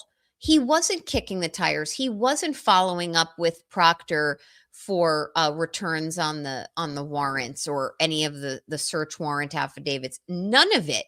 He allowed, I can't remember, was it Walsh? That's going to bother me. But Lally, and this is not speculation. This came out in testimony. Lally allowed the Proctor to run amok with how he was conducting that investigation and not provide information to Lally.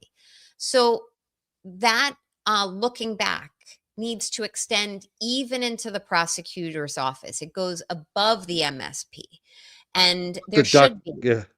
there Yeah. should be What the an duck outside reminded us, evaluation. it was Miles King, because that's the reason Miles King got released. Remember? Was that the reason? I didn't remember the I believe reason so. Miles got released, but Mm, thank you, What the Duck. mm.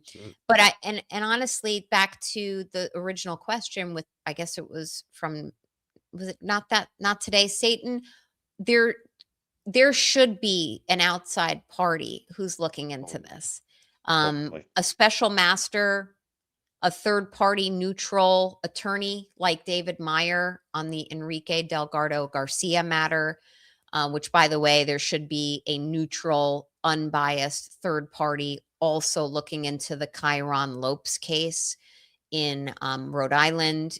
Brian has been really aggressively covering that case, which no one really talked about at all until Brian was kind of shining his light on Enrique's case, and someone mentioned Chiron to Brian, and Brian kind of dug around and really uncovered a lot of information about Chiron lopes in Rhode Island, which if your audience isn't aware of it, you should absolutely look into that matter and give consider following not only Mike, who's going to be talking about it, but Brian, who's talking about it on LTL Media.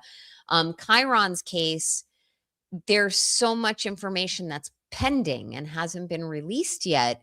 No one fully understands like what the quote cause of death was yet. And this is a trainee for the Rhode Island, I think it's called the Capitol Police up there at the training academy.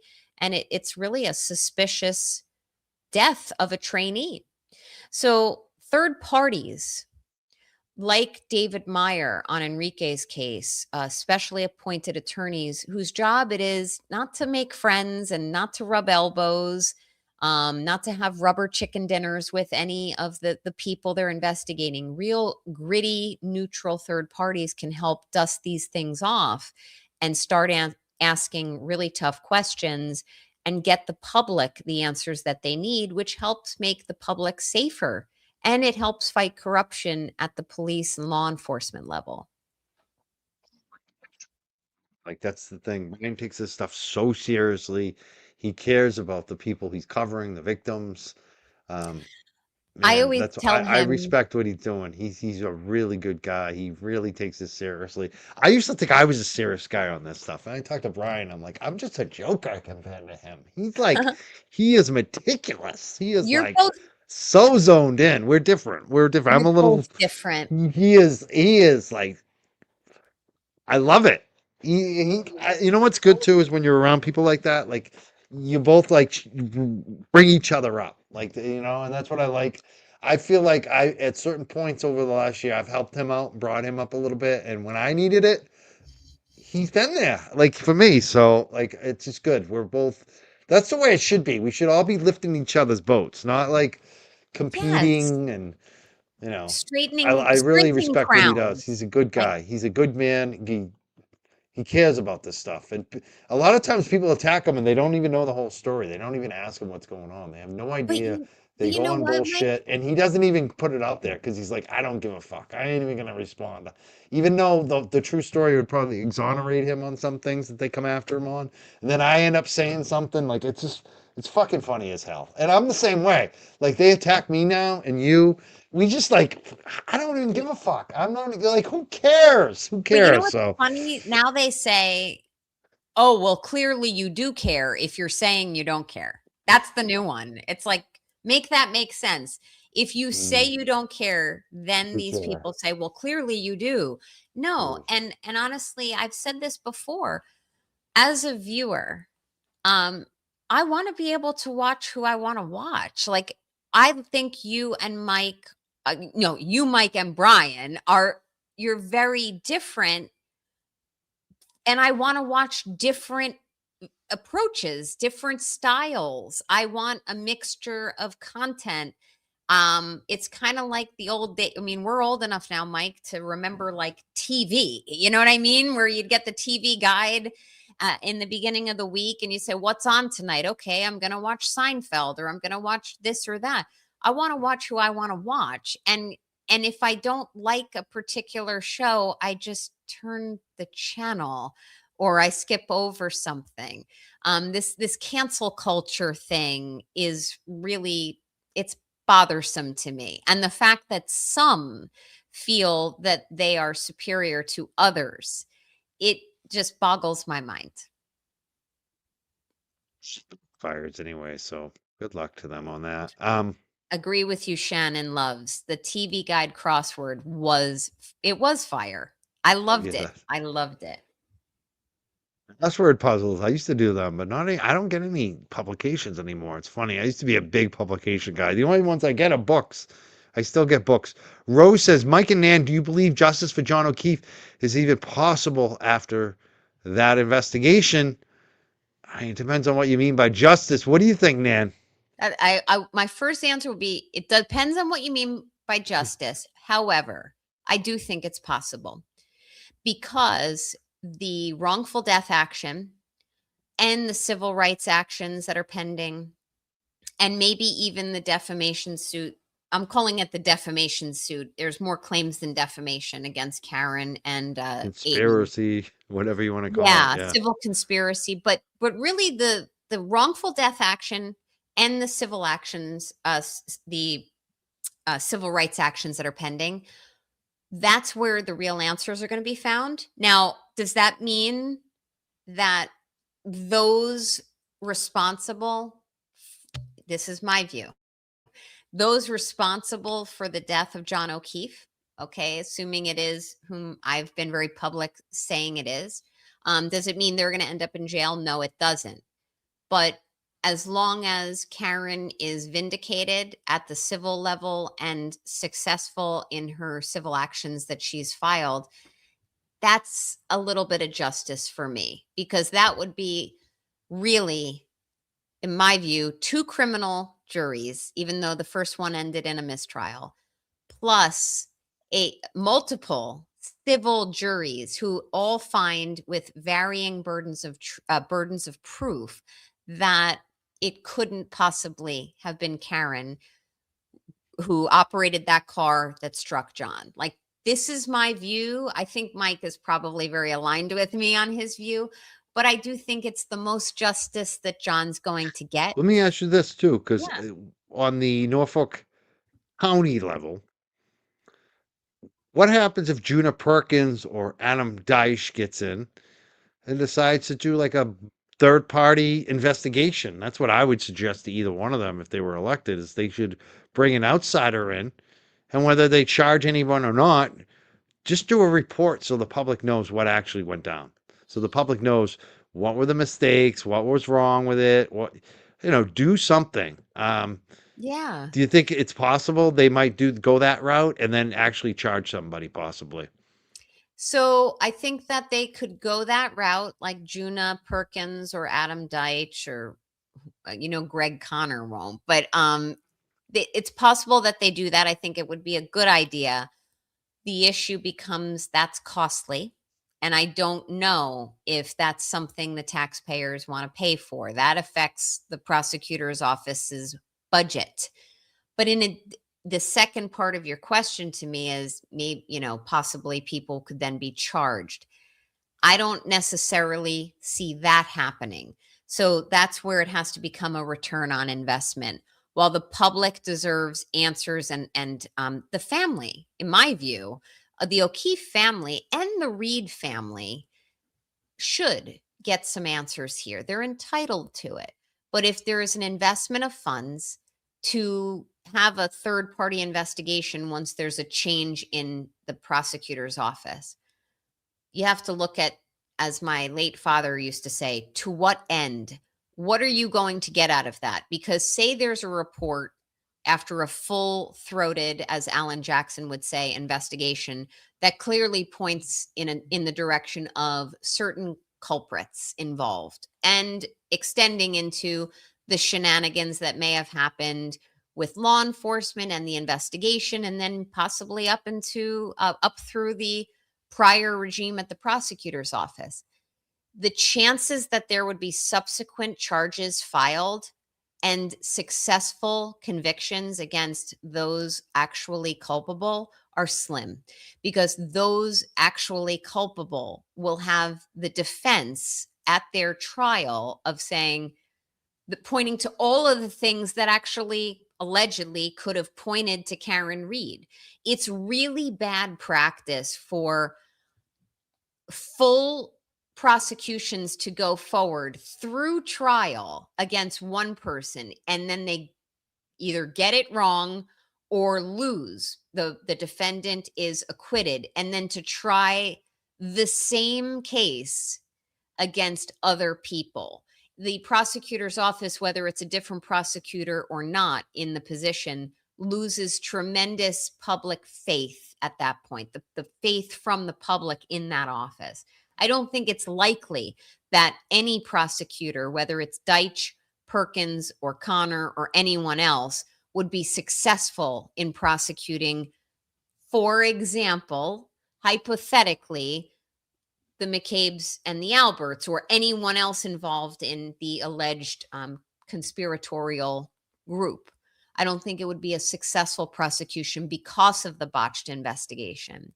So, unfortunately, because of people, my opinion, not that of the show, because of people like former disgraced Trooper Proctor and others involved with the investigation, those who botched it, those who used red Solo cups and snow blowers, and those who allowed witnesses to commune together and had group interviews and changed stories or wrote statements years after the actual interviews, all of those as examples, they sealed the fate of any true criminal justice for John O'Keefe by their very either intentional, reckless, or negligent actions.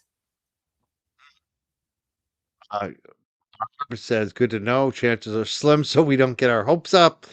I mean, that's what Juna Perkins said too. I mean, when she came on the show, she basically said, "We, I'm not going to do that to the family. Put them through another trial that is likely not going to win because Michael Morrissey and Proctor already screwed it all up. Like, not likely to happen unless she thinks it's going to be a slam dunk win. I mean, that's what prosecutors.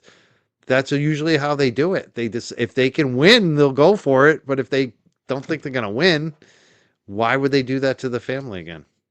Yeah. I mean, I will say this as an outsider to the community up there. I'm really happy that Michael Morrissey is not running again. He would have. I can say Well, if it's he my could, feeling. yeah. He would have if he could have. And people like Juna, Adam Deitch, I'm just happy to know that they're willing to step up and, sharpen their elbows and get dirty and try to shake things up and change things up there. From what I've heard from both of them, I have my own personal views that I won't share, but I definitely think they're You both. can. I got a question for you because we're probably going to do a show. I don't know when, pretty soon, where we're going to have different supporters. Some people support Deich, some people support Perkins, and kind of do a show where people tell us why they support who they support. Would you be willing to be a part of that show? And no, Yeah. like, there's not going to be any back and forth. We're just going to bring people up individually, one by one. Yes, I'd be happy to be part of that. I mean, I've been following their platforms. I am an attorney, so I'm looking at them from the critical eye of an attorney, and I have opinions. I definitely think they're both qualified. Let me be very clear. So it's kind of like a good problem to have. If if either one of them won the election, I'd be extremely happy for the people up there. That's all I'm I'm saying. It's got to be one of them. I'm holding that other, Or Jimmy Barracat. Who's not going to win? I like Jimmy Barracat too. He's yeah, a wild man. He has no, he's a long shot. Let's put it that way. But Adam and Juna actually have a good chance. Like I'd say the good. top 3 or 4 campaigns right now are obviously Connor, Perkins, Deich, and then probably that Macy Lee or even Mhm. Craig McClellan. Like those are probably the top 4 or 5 campaigns, and Yeah, just I have hopefully it's my views. not the one dude that Morrissey backs. I mean, you know who, again, I always have to put this qualifier in. This is my opinion. Do you know who people should not be voting for up there? It is my opinion that it's not should not vote for the person that Morrissey is endorsing. Right. Morrissey has wasted taxpayer money up there, up the wazoo. It is the most expensive DUI in Massachusetts history. It was foolish to prosecute her, Karen, on any of the charges, whether the original charges or the up charges that were filed against her in like July of 2022 or June or July of 2022. And then after a mistrial to actually go at it again, what a waste. What was spent on the Aperture, I think that's the name of the company. Judd Welcher's company, whatever that company was, Yeah, that was what was spent on those quote experts, poorly qualified experts who run sham, my opinions, sham investigations, sham experiments of the facts, and all of the recreations that were done. That was a joke. People like me who present evidence to courts were sitting back going, oh my God, really? This is evidence? The judge is letting this in, but there's a hearing before trial 1.0 when AJ wants to hold up a chalk. I think they call them up there. We call them demonstratives on my planet. He wanted to hold up a chalk, or Liza to hold up a chalk during an oral argument, and the judge was like, take that down right away. But yet you can bring in, Blue Man Group evidence to the jury on a criminal case, a murder, excuse me, an M trial. Like, that's crazy to me. So anyone, in my view, that Michael Morrissey is endorsing is the person who you should not vote for. And one last thing, folks, if you are from that community, vote. If you're taking the time to have an enjoyable evening on a Friday listening to the Young Jerks, and you really like his style and his program, and you really care about corruption up there, and you want things to change, but you then don't go to the ballot box and actually have your voice be heard, what are you doing? You're wasting your time. You should be doing both, because that's how change is made. And it sends a message to the future Michael Morrisseys of the world, or the future Trooper Proctors of the world, that you're not willing to stand for crappy investigations and shoddy, unaccountable police work. That's how change is made. It's not made overnight, but that's how the public can be involved, especially because the community up there paid for it. You guys paid for it. So let's see some change up there. I feel very passionately about this stuff. September 1st. It's, a primary. A lot of people don't vote in the primaries. And that's what Morrissey's counting on. He's hoping that it'll be a low turnout, and that'll Yes. just be the machine that votes, because the machine will vote. Like, that's what they like. That's why they get away with this stuff, because only the machine votes. And his people will vote. So hopefully people actually do get out there and they do vote on September I hope 1st. so. And you got to get registered. If you're not registered, get registered now. And make sure you're registered as unenrolled or Democrat, either way, because if you're enrolled as a Republican, you can't vote in that Democrat primary. So make sure Yeah. you have your voter registration in Norfolk County squared away. And the best way to handle that is do what I do, unenrolled. So, in And Massachusetts, unenrolled non-party voters can vote in either primary anytime. So you can pull a Democrat, or I can vote Democrat or Republican in any primary anytime. But, you can't do it if you're with one party over the other. So I and would just go unenrolled. Yeah. Denise, no, I think that's how you pronounce her name in your chat. Denise She said Knoll. Yep. if you don't vote, don't complain. Yep. Exactly. So, like, this is how, and it ties into what LTL Media does too. Like, people who are loyal viewers of his and enjoy what he's doing. I call his company Movement Media, because he's really trying to inspire people and do his journalism. And as he does this, it's moving people, and people who like to watch him. And some of these people are local, and they don't want to go to the ballot box locally to make change. Well, it's just, to me, it seems hypocritical, or just puzzling to me. You'll complain about it. You'll want to hear others complain about it. You'll want to watch YouTube content creators who are uncovering it, but you can't then invest the time to get to the voting box, or to even get a proxy, like vote by proxy, get a mail-in ballot. Just make some change. That's Absentee how it ballot. doesn't. Yeah. Yeah, it Yeah, doesn't happen totally. on a dime. Totally. I think the people who were watching this program who live in Norfolk County are going to vote. The problem is the people who don't watch, that don't know what's going on, Yeah. generally are the ones who are apathetic. And I think if you're in that district and you have family and friends in that district, the best thing you can do is let them know. They need to vote. Tell them why, who to vote for. I have people a lot of times that will call me. Like I got New Hampshire friends a lot of times. Every time there's a primary for president every 4 years, they call me up. They're like, who should we vote for? You know what's going on. Right. Like they know I'm the guy that I'll tell them, be that person. Be that person that people go to. JC Duck says, didn't Rita go out to get people to vote? I remember her out there. Go Rita. Yeah, she's still doing it. There was just a select board election. She was again out there holding signs. And funny enough that you say that, because I did mention Rita earlier. Rita's gonna. I talked to Rita today. Just some messages back and forth.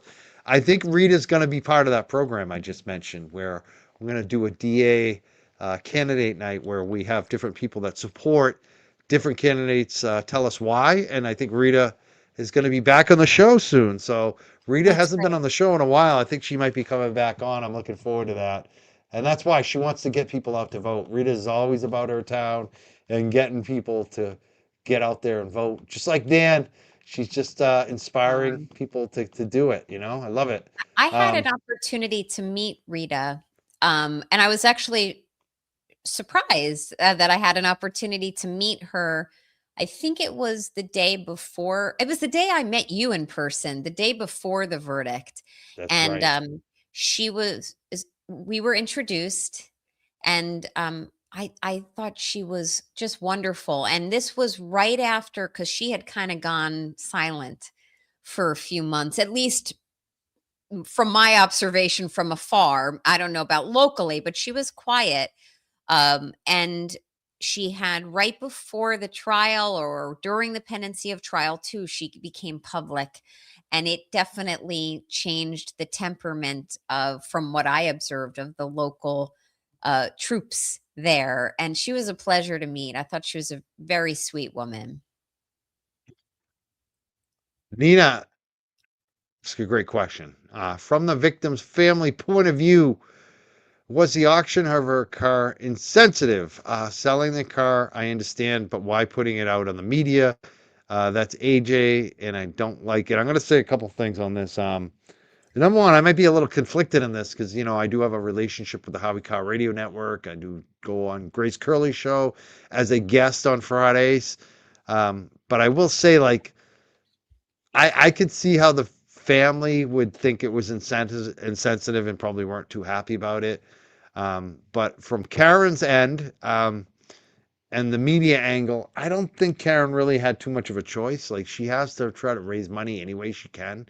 And somebody stepped up and offered to fix her car and auction it off. Like, somebody sponsored this whole thing for her. And I think that she's stuck with this non-asset that's cost her a lot of money and she needs money and she's got to get rid of it. Like, so, and I think that they were hoping that the public aspect of it would help it auction off, and it didn't seem like it really actually was too successful. I don't know. I don't even think it had anything really to do with AJ. Do you want to comment on it, Nan, at all, or just Yeah, not? two comments. One, I know some things about that transaction to make me not be able to answer more specifics as to the profitability of the endeavor. With that said, to Nina's question, and hi Nina, how are you? I definitely think that it could be perceived as insensitive to have an auction of the vehicle. There's a disturbing, and I'm not saying this is one of them, but there's a disturbing trend that I've seen in recent years following true crime, where things or mementos, properties, things like that have become almost shrines or valuable. They have value. I've seen homes where crimes have been committed have then become tourist locations in the United States. I've seen things involved in crimes that have auctioned off, and that just rubs me the wrong way. So I can totally see that there's a an air of insensitivity to this, at least the perception of it. But if it had any if it was going to have any impact on Ms. Reed's finances and her stature in trying to raise funds. I mean, she has every right to do it. I think it's one of the things that, like, the optics may not have rubbed people the right way.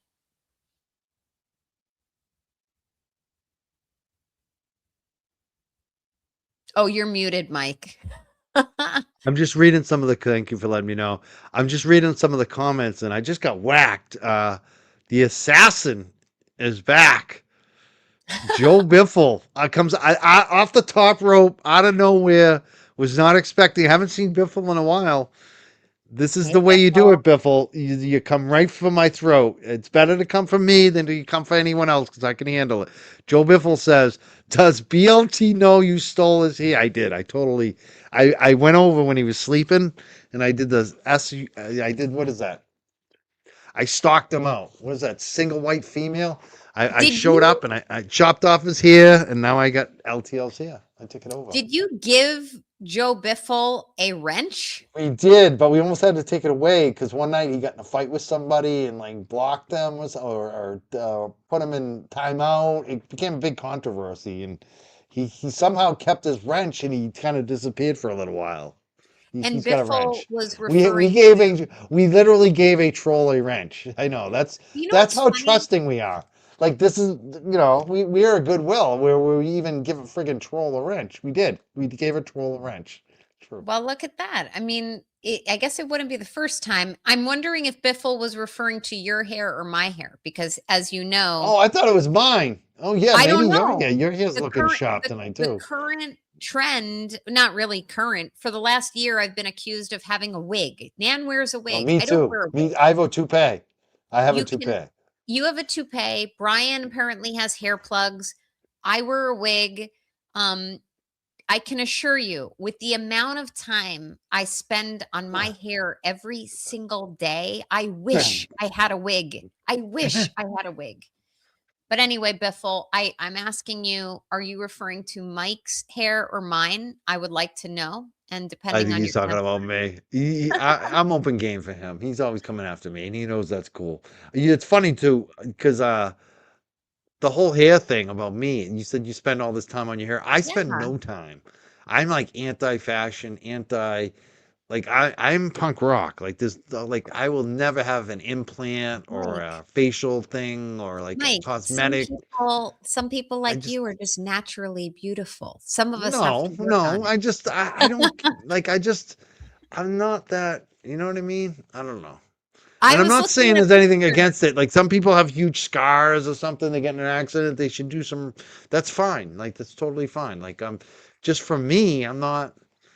I I don't was know. looking back at a The picture of you and me from the JFK event, and I'm trying to call it up right now. I thought your hair looked really snazzy that evening. I oh really boy. liked your hair.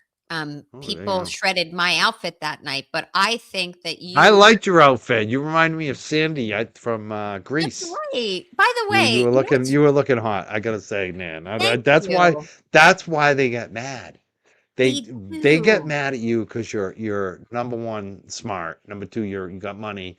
Number three, you're an attorney. So you got all these things other people don't have. And then on top of it, you wear the hot leather pants, and they're like, holy shit, I can't compete with that. That is just But you that know they what's get mad. funny? They get jealous. It's true. I you know True. what's funny? A certain um self-anointed leader of the Free Karen Reed movement has accused me of dressing inappropriately, okay? And I wore that outfit one day. If anyone looks back to how I dress on other streams, like for the most part, it's either t-shirts or like tank tops or sweatshirts. I'm always cold. So like I find it so funny that the one night that I wear leather, It's a which I nighttime event that was supposed to be fun. Like, of yeah, course, like can you why would you want to this like can you see this, folks? This is me, Brian, and see, I Mike. don't like my hair there. It's a little too long. I I like think it's a little that. too long. Yeah, you do. I think your hair looks I think great all on. three of us look good though. I think Brian and you look really good. I think all three of us. The thing Wait, about that picture is you can see love. Like we like each other. Us but three. let me tell This, you, folks, that Oh, that's not getting clear. You guys are tall. They are so tall that when I first met you, Mike, on the day I in am not public, that tall. I'm like 5'10". I think you are Brian's not closer to 5'11", 5'10". 6 foot. Yeah, I am. I'm only 5'10". I just, probably No way. the way I stand, my stature, because I'm a wrestler. I stand upright. But yeah, I'm only 5'10". But I'll next I time think I Brian, see. I think Brian's like 6 feet though. I think Brian's Oh about yeah. 6. No, Yeah, you guys are everyone's so tall. Like all the guys up I'm there. average. I'd say what James is average for a Jackson. guy? It used to be 5'9". They considered average for a guy. Now it's 5'10", I think, because people are taller now. Yeah, You know. people are taller. I think the average, I don't know. I thought I read an article the other day that said like the average for a male is like 5'9" or something like that. That's what I thought it was. Now people say it's 5'10". Like You I you think it's look actually tall. Oh, yeah. I I'm see also that. skinny. I'm also, I got long legs. You know what But they call me, rope man in wrestling, is because they were like, I got long arms and long legs, and all of a sudden I just rope them in. They're like, a fucking guy came in and got me before he even knew it. It was rope him in, rope man. So yeah, I mean, I got long legs, long I arms. I do got you little hands though. Trump would be all upset about the little hands thing. I don't really give a shit. Like they can say I have little hands. I could never. That was the one thing I couldn't palm a basketball. Because my hands are too small. were as a, I consider you tall, and Boogie Jay Boogs has said that you look 6'3" on TV. And I saw Or Dennis me or tweet. you? Yeah. No, he Yeah, the said rope he's in man. your chat, and then Yeah, yeah. Dennis I, is in your chat, and he I said he got had a great yeah. time that night. More about Hi me. to Dennis. I got small hands and big feet. Whatever that means. I don't know. You ever think Here about that? here's another one. I don't this is bad. Another picture? We're looking at pictures. Oh, see, I don't like that one either. The hairs in I my do. eyes. My teeth are too big. I like you. You look cute. I look. I thank you. But I had such a great time that I evening. did too. Because And the Pat Benatar people song we were all dancing to. yeah, That was people were awesome. there for all the right reasons. And though many of them who showed up, not all of them, but many of them showed up knowing that by showing up that they were going to be criticized. Ridiculed.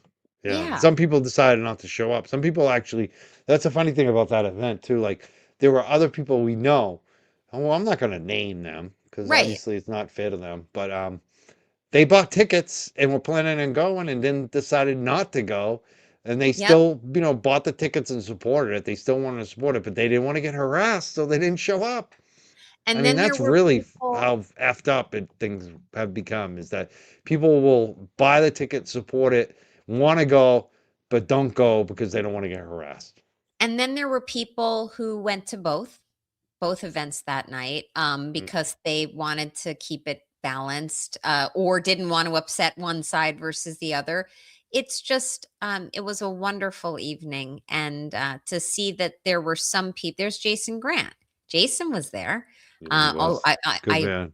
I hope I'm He's a not good getting dude. anyone in trouble by saying that, but No, everybody likes Jason. No one gives Jason, him shit. I have a great picture of you and your wife that evening too. But I will say, like, people were kind of ragging on the location. I thought the location was great, and Oh, it it's was a nice. I loved wonderful it. evening.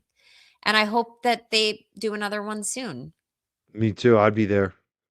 I'm Yeah, always there for JFK and the crew. I love them. Good people. yeah, JFK, Kevy Kev, J Brill. If you don't like good them, there's something guys. wrong with you. There is something wrong with you if you don't like them. Yeah, You might I be one of those am. people who have problems with a lot of people if you have issues with them. That's basically it. Jay Uh, Brill was there that night. I actually didn't get to meet him that evening. I met him subsequently on another that's visit. funny. I don't think I met him that night either. I'm trying to remember. Right. I don't remember Yeah, him being there. he's very That's funny. shy, Yeah. from what I understand. And Yeah, when I first remember meeting him was in court in person, I think was the first time, but he's a great guy. They're all good guys. They're they're all good just guys. solid men. Um, we're getting late. I know we're Oh, only supposed sorry. to Yeah. go so long. It's 7:35. That's fine. I want to respect your time. I don't want to waste it. Yeah. I know there's probably more on the civil side of it. Well, where do you see this going? I guess is the big Yeah. question. Like, when do you think it's going to happen? And my thing is like they're doing these depositions right now. It seems like With- they're deposing everyone. What happens after the depositions? Like, what's the next step? How Yeah. does it? Do we get to see this? Are they gonna put people on the stand after the depositions? How does this work out? Because I've never gone through. I've been civilly sued for defamation, but it got dismissed, so I don't know what the Yeah. next steps are. I'm just wondering what happens here. So that first of all, objection, compound question. You just hit me with like 15 questions in one. Mm. So here's what you can expect. I know, right? This is going to these cases, and there's multiple civil cases. They're going to take a really long time to get to trial.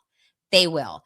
If the parties aren't even able to get depositions done now, which probably means they've already exchanged interrogatories, which means answers to written questions. They've probably already done that because you do that before you get to depositions, which are sworn out of court proceedings, usually in a conference room, and questions, answers, court reporter under oath.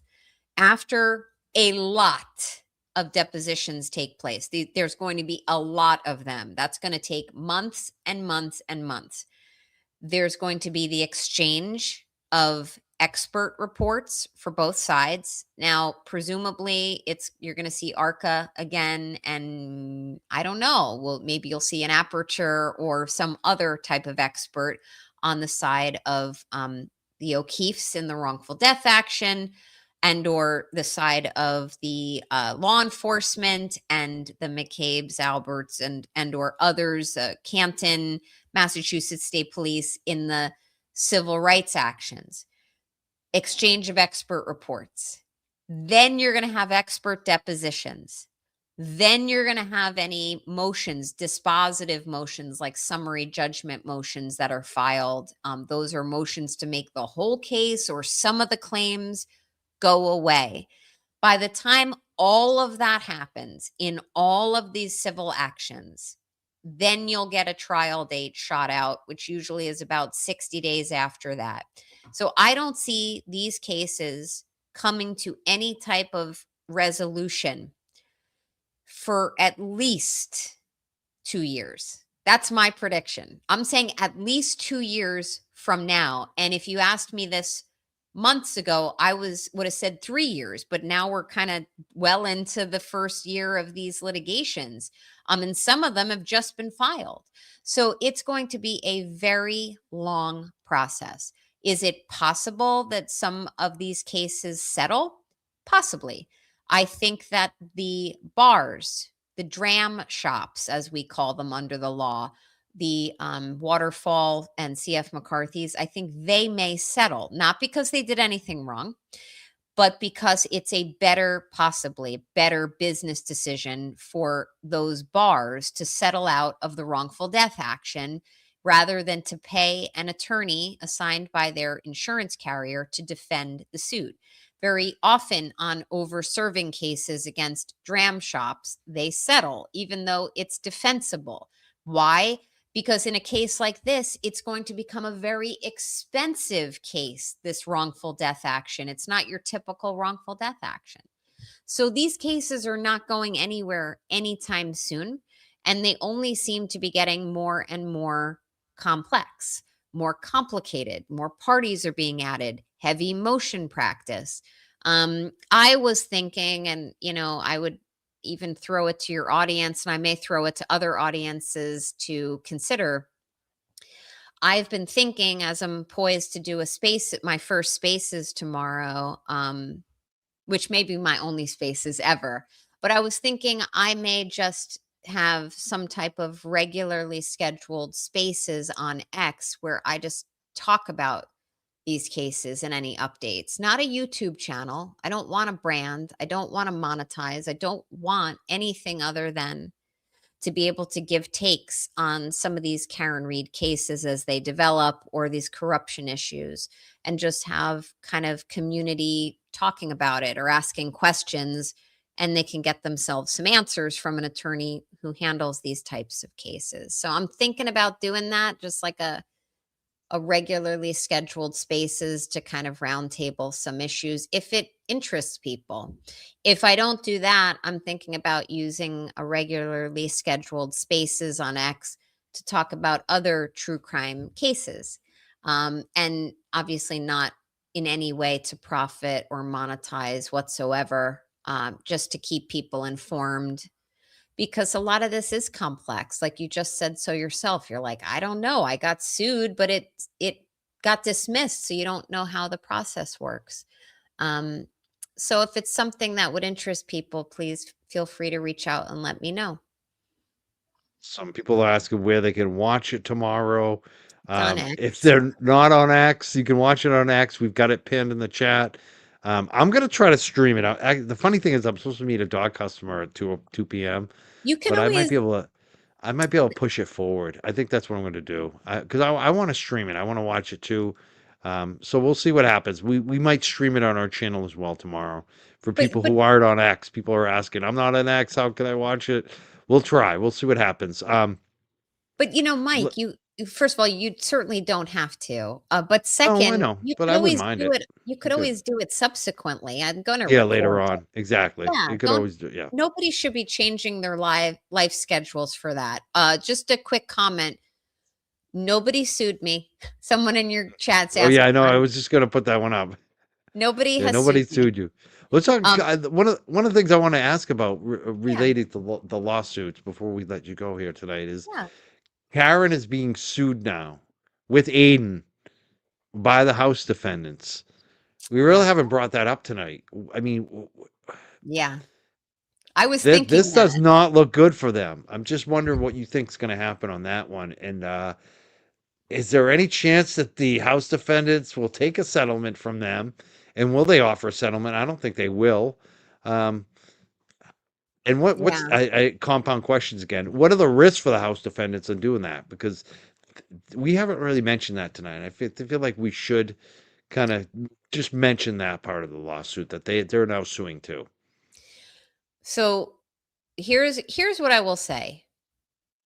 You and I could do a whole show. I'm not kidding, Mike. I know. We could do a whole show where I talk about that lawsuit and the thoughts and the intricacies of it. But the shorter answer to that is, um I think it's defensible. The lawsuit that I'm saying McAlberts, McCabe's and Alberts have filed, alleging defamation, civil conspiracy, etc., against Karen and Aiden Carney. It's defensible, meaning there's ways of defending it successfully. However, it is not a slam dunk defense for Karen and Aiden. I think Karen has a better chance at becoming, or being victorious in the defense of that suit. But I think Aiden has some challenges, that's not so black and white for me. In my mind, I look at some of the conduct that he is alleged to have engaged in, and I say it's not so clear cut of a defense that he's going to have on that case. I do not see that the McCabe's and Alberts would settle that case, at least no time soon. I also don't think there's any insurance proceeds that either Karen Reed or Aiden Carney have to cover any settlement or judgment in that matter. That new lawsuit that is filed, there's no. I'd be shocked if there was any insurance that would cover a settlement or a judgment in that matter, and therefore, not that I want them to be successful. I don't want the McCabe's and Alberts to be successful in that lawsuit, but therefore, if they want to be successful, their best interest is to wait and let their new case play out and let Karen make money and become successful perhaps on other lawsuits that she has pending. It's kind of weird if you start really thinking of the acrobatics involved, or if she's getting book deals or documentary deals, etc., because any judgment the McCabe's and Alberts get is going to come out of her pocket. And Karen from what I understand, doesn't have much resources now. It's all going to attorneys. Aiden, I don't know anything about his finances right now, other than to say this: he's going to be paying handsomely for an attorney, his attorneys currently, and his newer attorney to defend him in that lawsuit. There's so much that could be said about that lawsuit. It's not a slam dunk. Anybody who says, anybody who says this is all about the First Amendment and we're going to be victorious is not reading the nuances of what has been alleged. And I'm not the only attorney who has said this. And any attorney who is saying that this is highly defensible and going to be a slam dunk defense might want to look at, their grifting status and where their loyalties lie. So I have a conflict. Do they have an yeah, interest to say conflict. that? And usually it's about Correct. YouTube dollars. I mean, let's be Mhm. serious. Saying that helps their YouTube channels.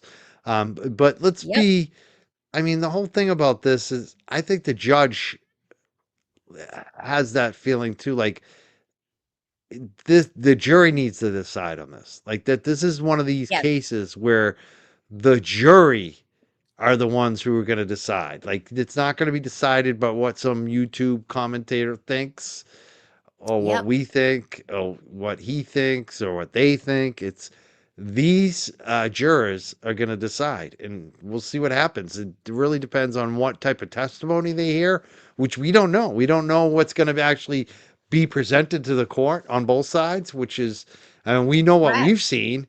We know there's a lot of angles for the prosecution to bring into this. We know what's been filed, but it will be interesting to see what happens, especially if it's a jury trial. Which, what do you think? Will these go to juries or will it be bench? Is there any on the civil end?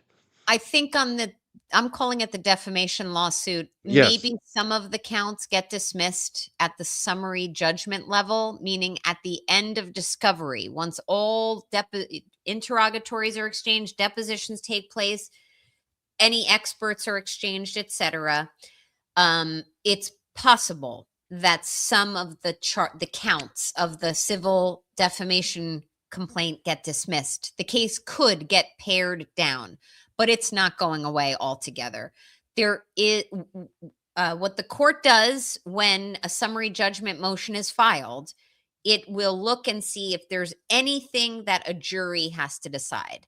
And some of what has been alleged is not going to be for a judge to decide. He's going to look at some of what's been claimed in this lawsuit and say, well, I don't know. I mean, it could be perceived to be influencing witnesses or intimidating them.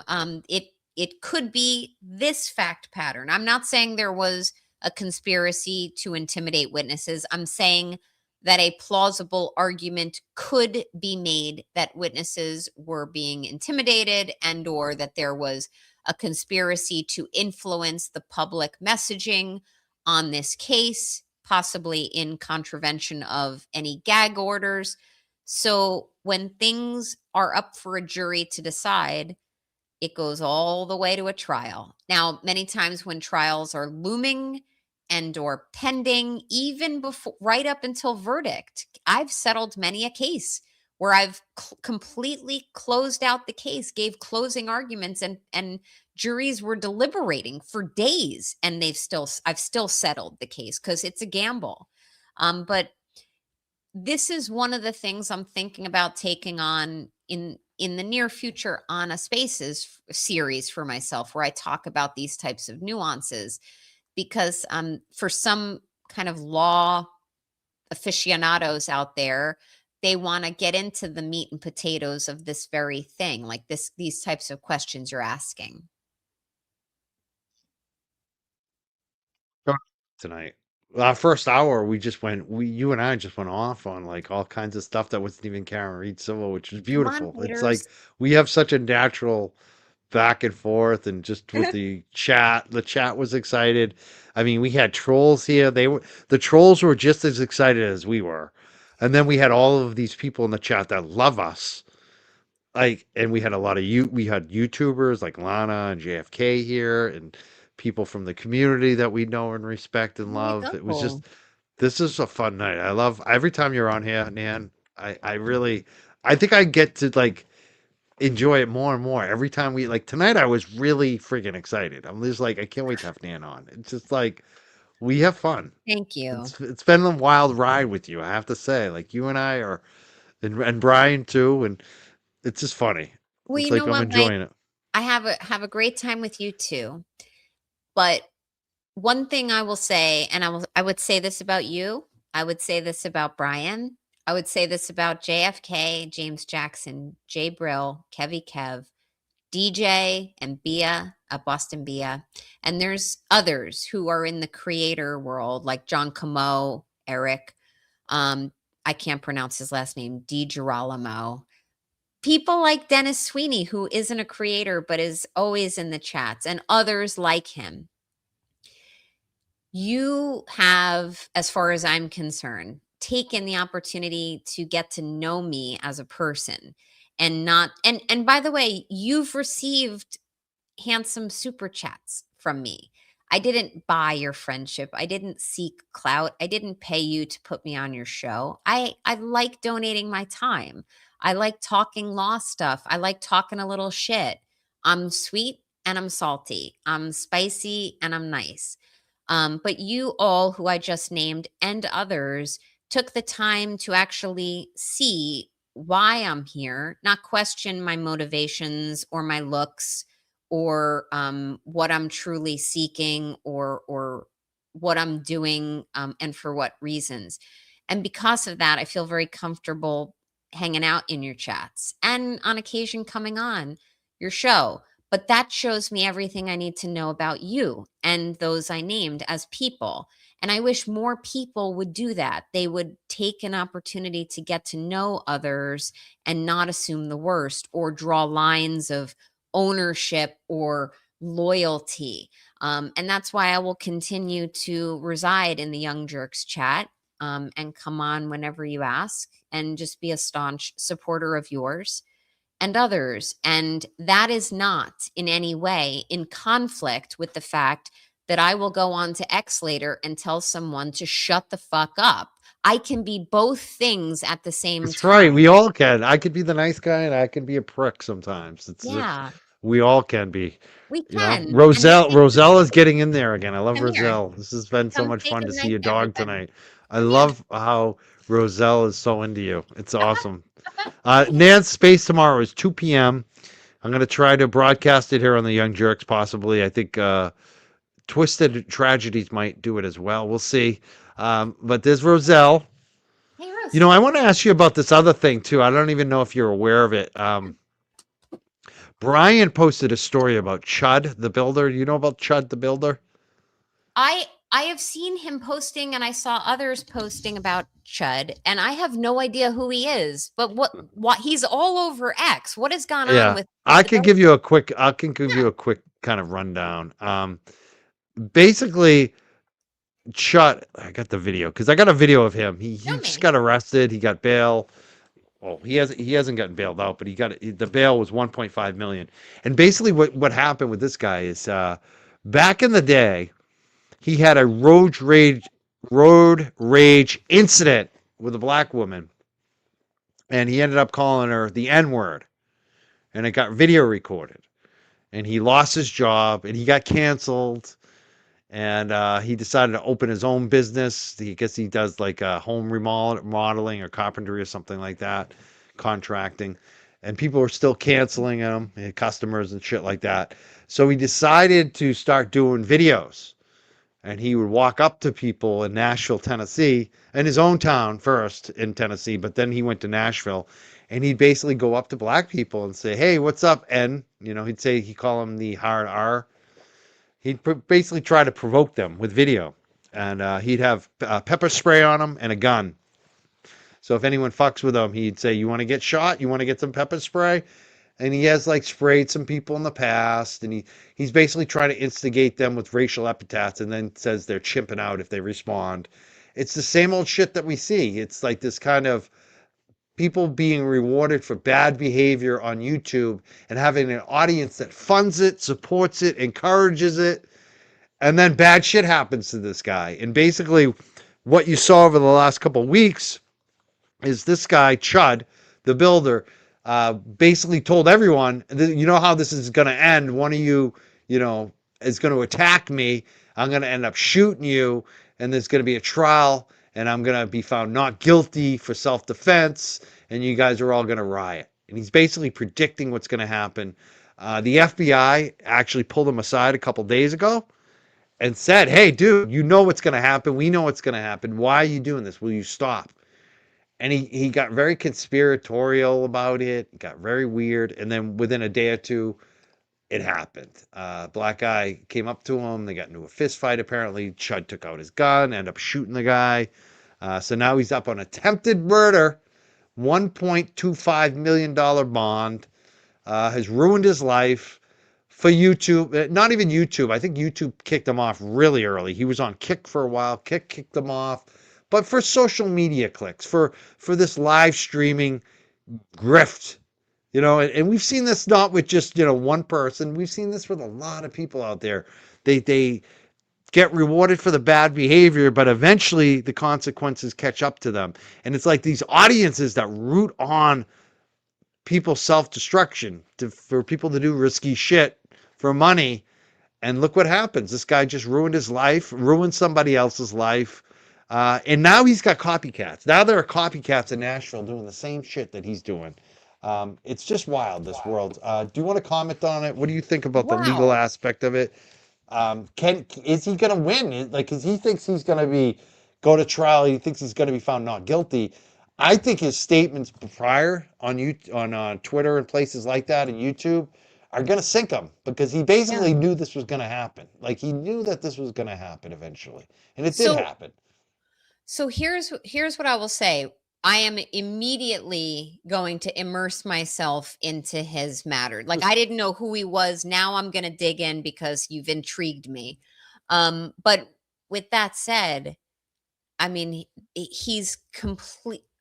He probably has a large following, I'm presuming. He does. Right. So he's got people behind him who are Racist. validating him, egging him on. They're probably praising. I'm putting together some puzzle pieces in my brain, but they're probably egging him on, telling him this is all free speech. You're allowed to do That's exactly this. it. That's his whole thing. This is free The First speech. Amendment, and there's a lot of cases that are very nuanced on this, but the First Amendment, does it give you a right to be an absolute ass? Yes, it does. Can you say what you want to say with limitations? It is not a free rein to commit crimes, to make threats, in some states, intimidate witnesses. So from what I'm hearing here, his behavior was like absolutely slathered with racism, and he did a lot of this for clicks and likes and revenue and profit, and he's got a lot of people who are haranguing his his praises. I want to dive into this case more before I speak to it more, but I was wondering to myself all week, who is this guy and why is he in my X algorithm? Now I see it, and I want to know more. And I hate to say it, but there's some parallels to some other people. behavior. I mean, it's very similar in some respects. It's different, but it's similar. It's like this incitement to do crazy shit and say, "Oh, it's freedom of speech," and then have this audience egg it on, and that person that's raking in the money. They get the money and the followers, but how is their life going? I mean, this guy, he thinks he's killing it, but he's 1.5 million bail for attempted murder. He'll probably make the bail, it sounds like, because people are going to fundraise for him. But it's just unbelievable. And he sits there and says it's a First Amendment. When he incited this, he knew this was going to end up being a violent reaction sooner or later. There's been a lot of incidents already with him. The police were onto it. I'm surprised the police let it go on so long, honestly. But this is the world now. It just, I think thank God for Kick that they kicked them off. But I think and the problem for us, I think that sucks for us YouTubers and other people on social media, is he's the type of guy that's going to make it bad for all of us. Like they're going to Yeah. get much more stricter on what we can say and do, and we're going to have more censorship because of a guy like this that just doesn't know how to act normally in society and just has to go, do the worst behavior. It makes it worse for all of us that are trying to do the right thing, but now we're going to get censored by all this AI, this extra layers of AI. They're going to try to get all of our IDs and our information. It's just getting out of control, and it's because of behavior like people like this. It's just sad. And I think Yeah. YouTube and Kick and all these platforms really need to do something about it. But when they do, it ends up coming down on people like us that aren't doing crazy shit. It sucks. Yeah, I mean, like I said, I'm hooked. I now want to learn more, and I'm friends with two of the guys who are really dug into this, you and Brian. So I get to feed that need to learn more about it. But with that said, I hear you when it comes to this kind of prediction that now we're going to get regulated more or constrained Yeah. more as creators on YouTube. I think that's a likely possible but likely outcome. But the other side of that, because I really don't like censorship, but the other side Me of what you neither. just said is maybe this will smack down on the bad actors on YouTube and social media. And there are many. Those types of people who do use words with the hard R and promote racism and hate speech and other really offensive areas that maybe regulators and legislators across the country start to tailor very narrowly, because this is a First Amendment right. The first, not what he's done. What I'm saying is this involves a First Amendment right.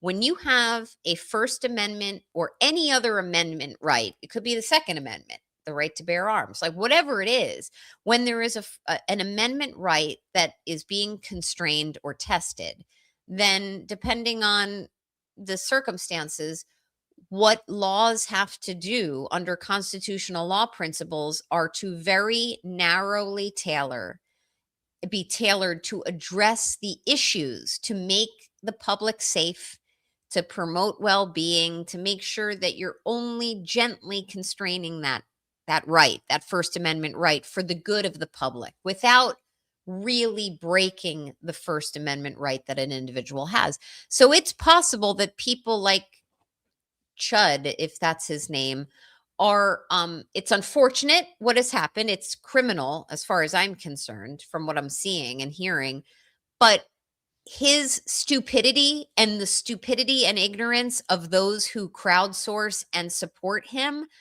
the the derivative benefit and the natural offshoot of it is that it's possible laws are put into place to constrain only the bad actors on these platforms and the Kicks and the Rumbles and the YouTubes. It's funny because his whole thing is I'm protecting free speech. Don't you believe in free speech? But everything he's doing is actually hurting free speech because it's going to further restrict it by actions like his. And Possibly. like for me, I feel like it's different too, where someone's just in their fucking basement being racist. If you're just being racist in your basement, I almost don't care.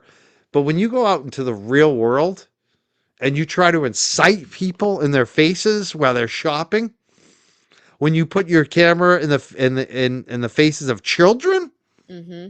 and call them racial epithets, when It's you horrible. create victims like that's another thing that's going on a lot in this YouTube streets and Twitch and all these other places, Kick and Rumble, is where people are actually being harmed, like individuals. You're doxing them, you're harassing them, you're attacking them. That to me is much worse than someone just being saying some racist jokes in their basement. Like it's a different level, especially when you're in the streets, like causing mayhem and inciting people and creating violence every single day. And the FBI is warning you, saying somebody's going to get shot. You know, you're either going to end up shooting somebody and end up in jail, or you're going to end up getting murdered. One or the other is going to happen. And within 2 days, it does happen. I mean, that's got to be stopped. And these social media companies got to do something about it. I completely agree, and I can tell you very, very loosely that it's not just creators and people on the Kicks and the Rumbles and the YouTubes. There's, unfortunately, I have seen in real life that there's just people out on even X, formerly Twitter, and I've seen it on Facebook as well, who really push the bounds of what is socially acceptable for what is considered free speech, to a point where people feel offended, threatened, and some of those threats not only affect the people who, whether it's people who are targeted or people who are reading it, but some individuals on these platforms, even with the written word, they are, whether they intend on it or are reckless and don't really realize, but should have realized that their words are inspiring others to either pile on or to take action against people in real life. There's a whole slew of written offenders, people on the X's and Facebooks, etc., who are doing the same thing. I have seen this week alone so much racism, like an uptick in it on X. Now, I'm not saying it hasn't been there before, but I'm telling you, like I said to myself a few times this week, I'm like, wow, what is going on here? Like it seems to have escalated. And that's only within the little algorithm that I'm looking at. And that's a small little bubble. I'm sure beyond that, it's more rampant. And I've actually seen Terrible. threats. I've seen people writing things recklessly. It's causing other people to harm themselves.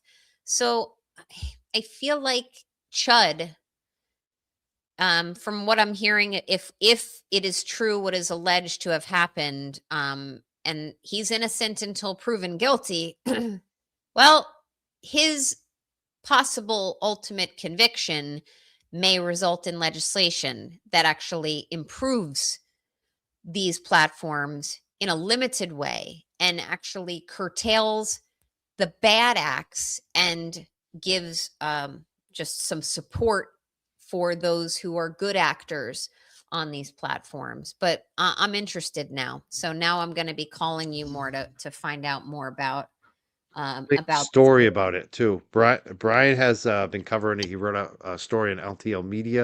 You can find a story about this on his website. Oh, there she is, Roselle. Roselle is right there. Hi, Roselle. Do you want to hear some Oh, heavy breathing? Can you oh breathe in? yeah. I love heavy breather. Roselle's probably ready for a walk. She wants. It's. You said you'd give Yes. us till 8 o'clock. We're at 8:08. I've Oh, kept like you here this for is two away. and a half hours. It's been amazing. It I was love my it. pleasure to be here. Yes, she's Yeah, telling me now in no she's uncertain ready. terms. Yeah. Do you have any final thoughts? Anything else you want to say that you didn't get to say, or any final thoughts you want to leave us with tonight? Just want to thank you for your time today. And it's always great catching up. If you ever want me to hop back on, I'm happy to. Thanks for Always. I think we should do a weekly, honestly. I okay. mean, my numbers went up tonight. So much show some of the opposition they did counter programming. I don't know if you realize that. Did Like they? they saw our numbers going up so much tonight, they decided to do a counter program. We'll talk about it Oh, after, but it was pretty funny. Some of the people in the chat noticed it. I mean, you bring the heat and you bring the good content, and I love having you on the show personally. I enjoy it, thank so I you. would love to schedule another date as soon as possible. Yeah, absolutely. You know where to find me. And I guess I'll leave you by saying it's been a pleasure. I hope your audience has a wonderful weekend. And if anyone is interested, I will be airing my first and possibly only spaces tomorrow at 2 o'clock. You can find me at Laferio on X. Can't wait. We're So looking forward to that. 2 p.m. tomorrow. If you want to check out the spaces on X tomorrow at Laferio, we have it pinned to the chat right now. I want to thank you again, Attorney Nan Gallagher. Always a pleasure. I Again, you look so sharp. I love you. I love your dress and your hair tonight. Every time you come on, it's always a different look, and you're always looking fabulous. And I just want to thank say you. thank you, Nan Gallagher. We love you. Have a I love great you night. guys. Have a great weekend, and I'll see you soon. Good You night. too. Bye. I know. My friend Nan Gallagher, that was so much fun. I love her. She's really good. You guys were into it. You guys were just as much into it as I was tonight. We could go all night. Like Dan and I, we went like an hour before we even got to Karen Reed tonight. Like we were just like we went off. I just love it. It's so easy to talk with her. What the Duck gifted 5 Young Jerks memberships, and that's the thing. You guys have been raining. You've been raining tonight on me. The war room stopped counting. They couldn't keep up with the super chats. There were too many super chats that came in. The war room is giving up. The war room is done. You guys defeated the war room. The war room is done. I love it. I love it. Oh, this is a funny comment from What the Duck. She says, can't wait to hear how Mike is dangerous against the Constitution tomorrow. I know. How about that?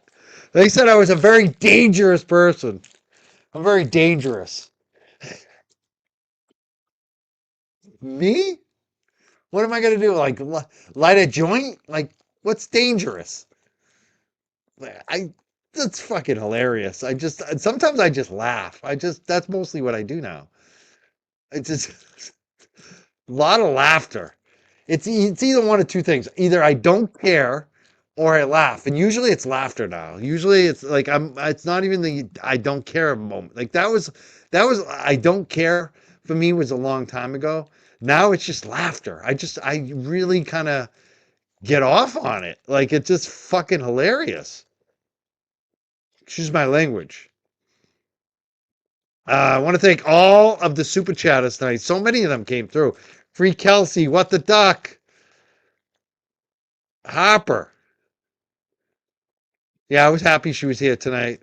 Oh, Karen D says Paul Tucker is up for re-election. Oh, we'll be covering that. I wonder if he'll have strong competition. I had the attorney who almost defeated him last time on the show. I'll probably, if he's running again, I'll have him on. We'll see. That'll be interesting to cover.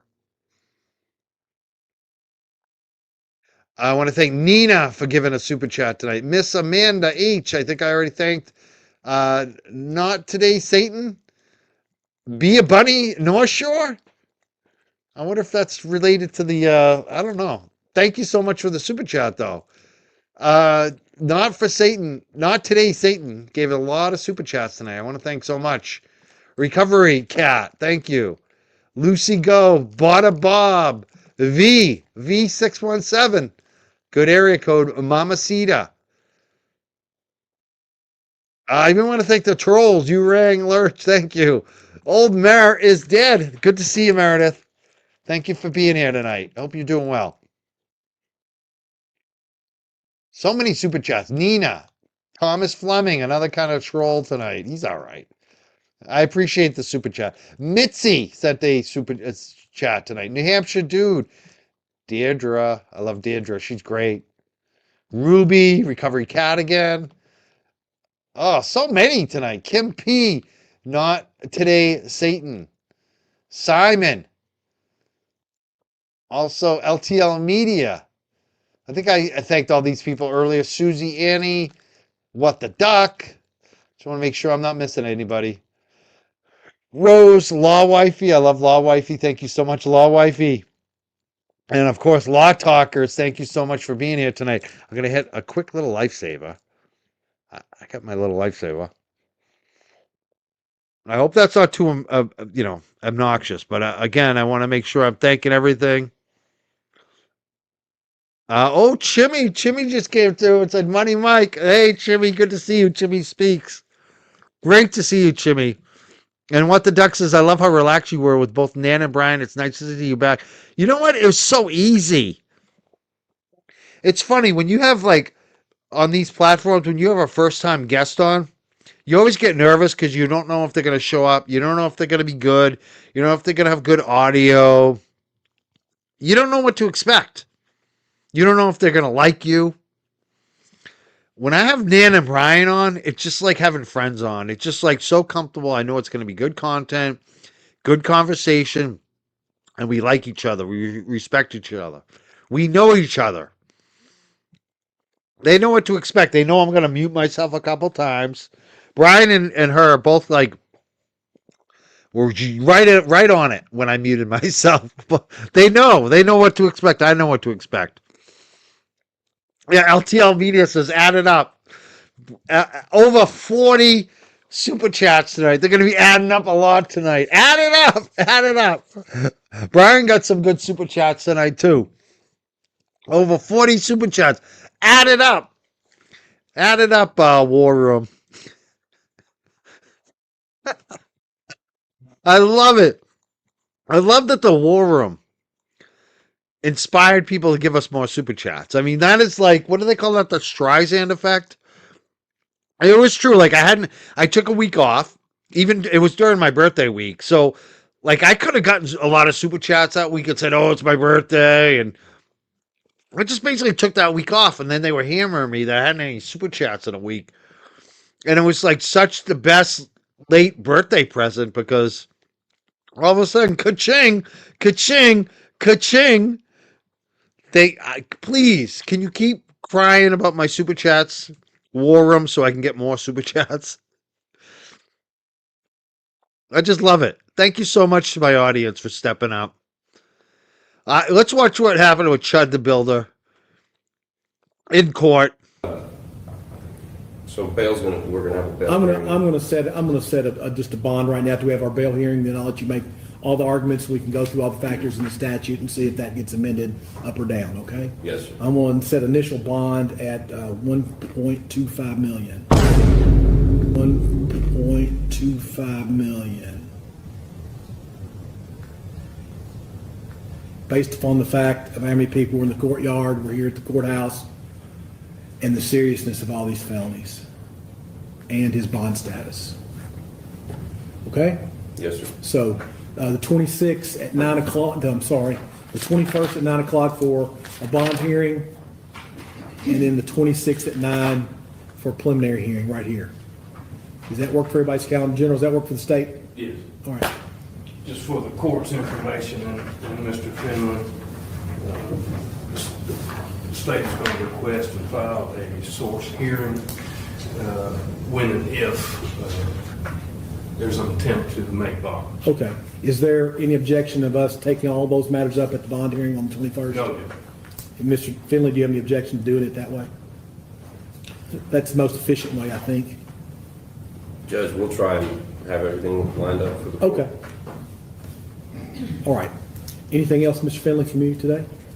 No, sir. All right, from the state? Okay. No. That'll conclude these proceedings today, okay? Thank you. We'll be in recess. For your recess, keep your seats. But just because he raises the bail doesn't mean he's actually going to be released either. There's going to be other conditions. He might be too dangerous. Who knows? He may not get released. We'll see. I'd be surprised, even with the bail. And that's the initial bail. It could actually change. Usually they go down, but we'll see what happens.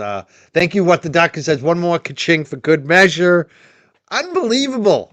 I really want to thank the War Room for being such a putz to get me all these super chats the last couple of days. It's been amazing to see. And it's funny how they gave me the name Money Making Mike. They got all mad at me. Some of the trolls are like, you call yourself Money Making Mike. It's like, no. You trolls called me Money Making Mike. It came from Jessica Machado because she was so jealous of the money I was making. And then JFK kind of ran with it, and I just seized on it, and the audience seized on it, and we have a lot of laughs because people got jealous of the money. They got jealous of the money, and all they ever talk about is their brand and their money and their this and their that. I've never cared about it, never focused on it. But it came. It just comes. And it's hilarious that they're still talking about our money. They're still counting our money. I never thought I'd be on a level of success on YouTube or social media where people would be jealous of the little bit of money we were making. It's hilarious. I want to thank my audience for being here. I love you. I had such a good show tonight. And it's really because of my mods and my diehard audience who's kept me going and rewarding me for the content, letting me know when you appreciate what we're doing.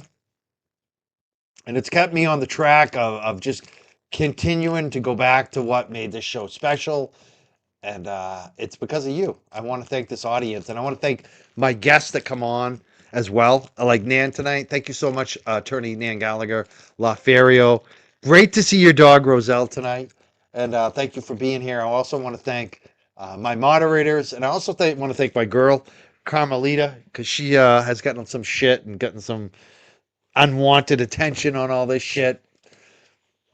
And she doesn't give a shit either. So it feels pretty good, actually.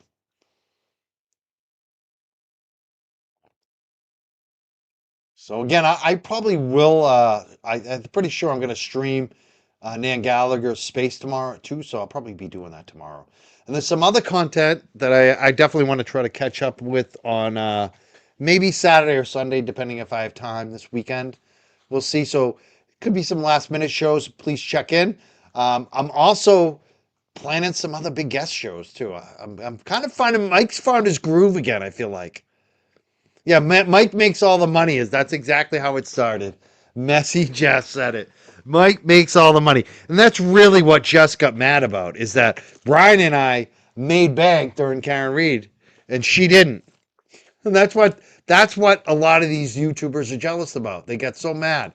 And they know no matter how much the success they have now, it's never going to be what we had. Hey, when you're first, you often get the rewards. That's pretty much how it works. We were first, and we were also smart about it. We work hard. We work smart,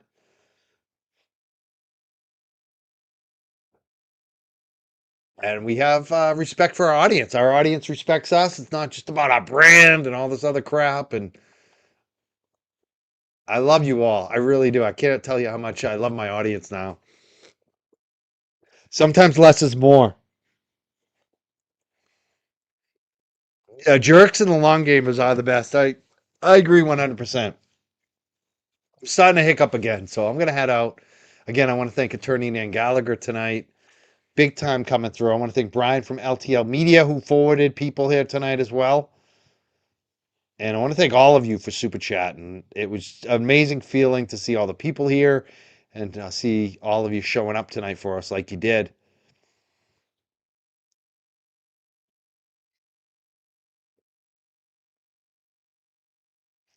Yeah, when people constantly say they're secure, it's funny, isn't it? A lot of my life I was insecure too. It's funny. I've had moments of security, but it's like I think the big thing that I found early on was sports. I was good at sports, so that gave me some kind of. But I still had insecurities on other things. My life. I don't know. I've always had ups and downs. I'm not afraid to say I'm insecure. But lately, I feel pretty damn secure. It's like you get to age. I'm not going to say how old I am, but I'm old. And you just kind of know who you are and what you stand for, and you just don't give a shit as much anymore because you don't have as much time, and those insecurities kind of fall by the wayside. That's the way it feels for me anyways. But I still have self-doubt. I still, I'm not one of these people that loves to listen back to my shows and listen to my own voice. Let's put it that way. I can admit that.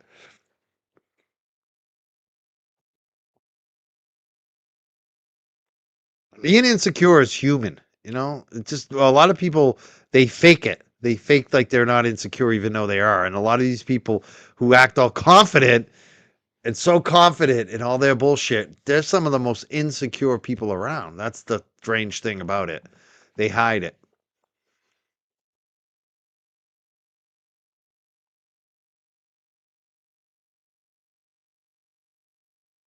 Yeah, that's the part that that's the part that I like.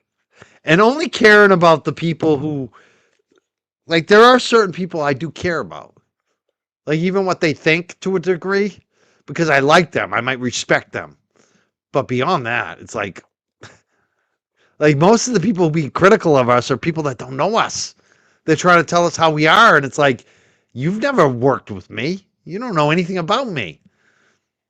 You know how I always usually come in first and second in everything I'm in? Like, and you call me a loser? How come I'm always winning? How come I'm always getting awards? How come I'm always getting trophies? How come I'm always at the top anywhere I'm at? I mean, my whole life, whether it was sports or academics or business, I've always been winning the award silently. And I'm always the guy that you, on the first day, you would never expect to be the award winner, but I won. Like, I was the guy that no one would bet on to win the award. And even one of my bosses said that. When I hired you, I wasn't sure. But now I look back at it, you were the best hire I ever made. You made me the most money. It's been my whole life. There's a whole thing too of under promise, over deliver. Under promise, over deliver. A lot of these people over promise, under deliver. I like to be a little more under promise, over deliver. Yeah, maybe we all lose like you, right? I had I hate to say this because I feel like I'm bragging, but I had the last couple of years, the last 10 years, even before Karen Reed, have been such a comeback for me. Even before Karen Reed, my life was already going up on the incline again, you know? And I swear to God, I had like 10 really horrible years, probably 10 of the worst years you could ever have. And then I had probably 15 awesome years lately. Like, and the last two have been phenomenal. I love my life. I love my relationships. I love my family. I love everything about it. I love where I live. I love my dog business. I love my YouTube channel. I love the content. I love the guests. I love my mods. And even a couple of years ago when, this Karen Reed thing was going and all this success and all these subs, I wasn't as happy as I am now with less viewers. So that should tell you a lot too. Not all about the numbers either, But this is one of those long goodbyes. Sarah isn't here to cut me off and remind me. It's been the longest goodbye. It's been a long show. Now we're up over. This is a 3-hour mark. We're almost at 3 hours.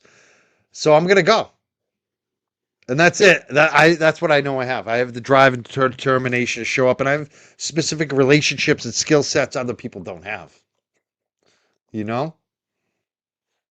There was another question I got tonight. Here it is that I want to put up. Cinnamon says, Mike, do you know Emily Sweeney? I know of her. I like her.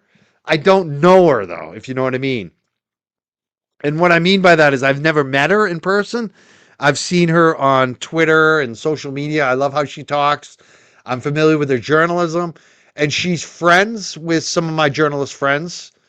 So, she may have even been at an event that I was at, maybe with Chris Ferrone, but she's friendly with some of the same people in my circle for journalism in Boston. I think pretty sure she's done an event with Dave Wedge, for instance. I like Dave Wedge. He's coming out with a book on Karen Reed, actually.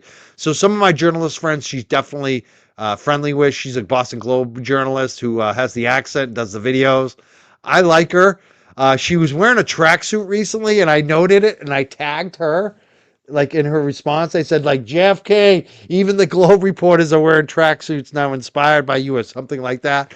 And she liked it. So I was like, oh, she's mega cool. So I like her. If you know her, let her know. I would actually like to have her on the show. That would be fun to have Emily Sweeney on the show. So if you know her, let her know. She needs to come on the Young Jerks. I'd definitely welcome her. I do like her. I think she's fun. I like her accent. And she's smart, too. I like her content. I like what she does. So, I know of her. I'd like to know her more. Let's put it that way.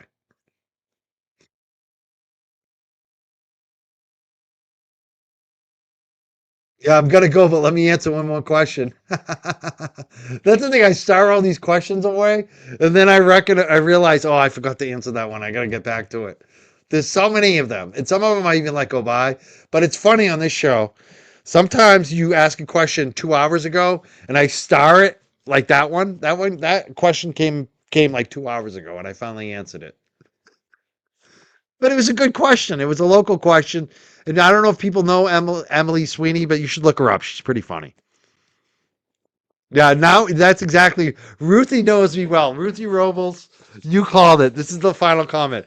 Handsome Mike, let's smoke a fat one. That's what time it is. My day is over.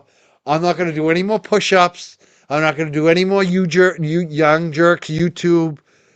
No more dog walks. except my dog. I'm gonna take him out for a quick pee, and then roll it up and let's listen to some music and let's just relax. It's time to relax. Oh yeah, Rose, that's the big one. That's the big one. When I have like if I ever get like 1 million followers on YouTube, that's when we're really gonna petition to get Eddie on the show.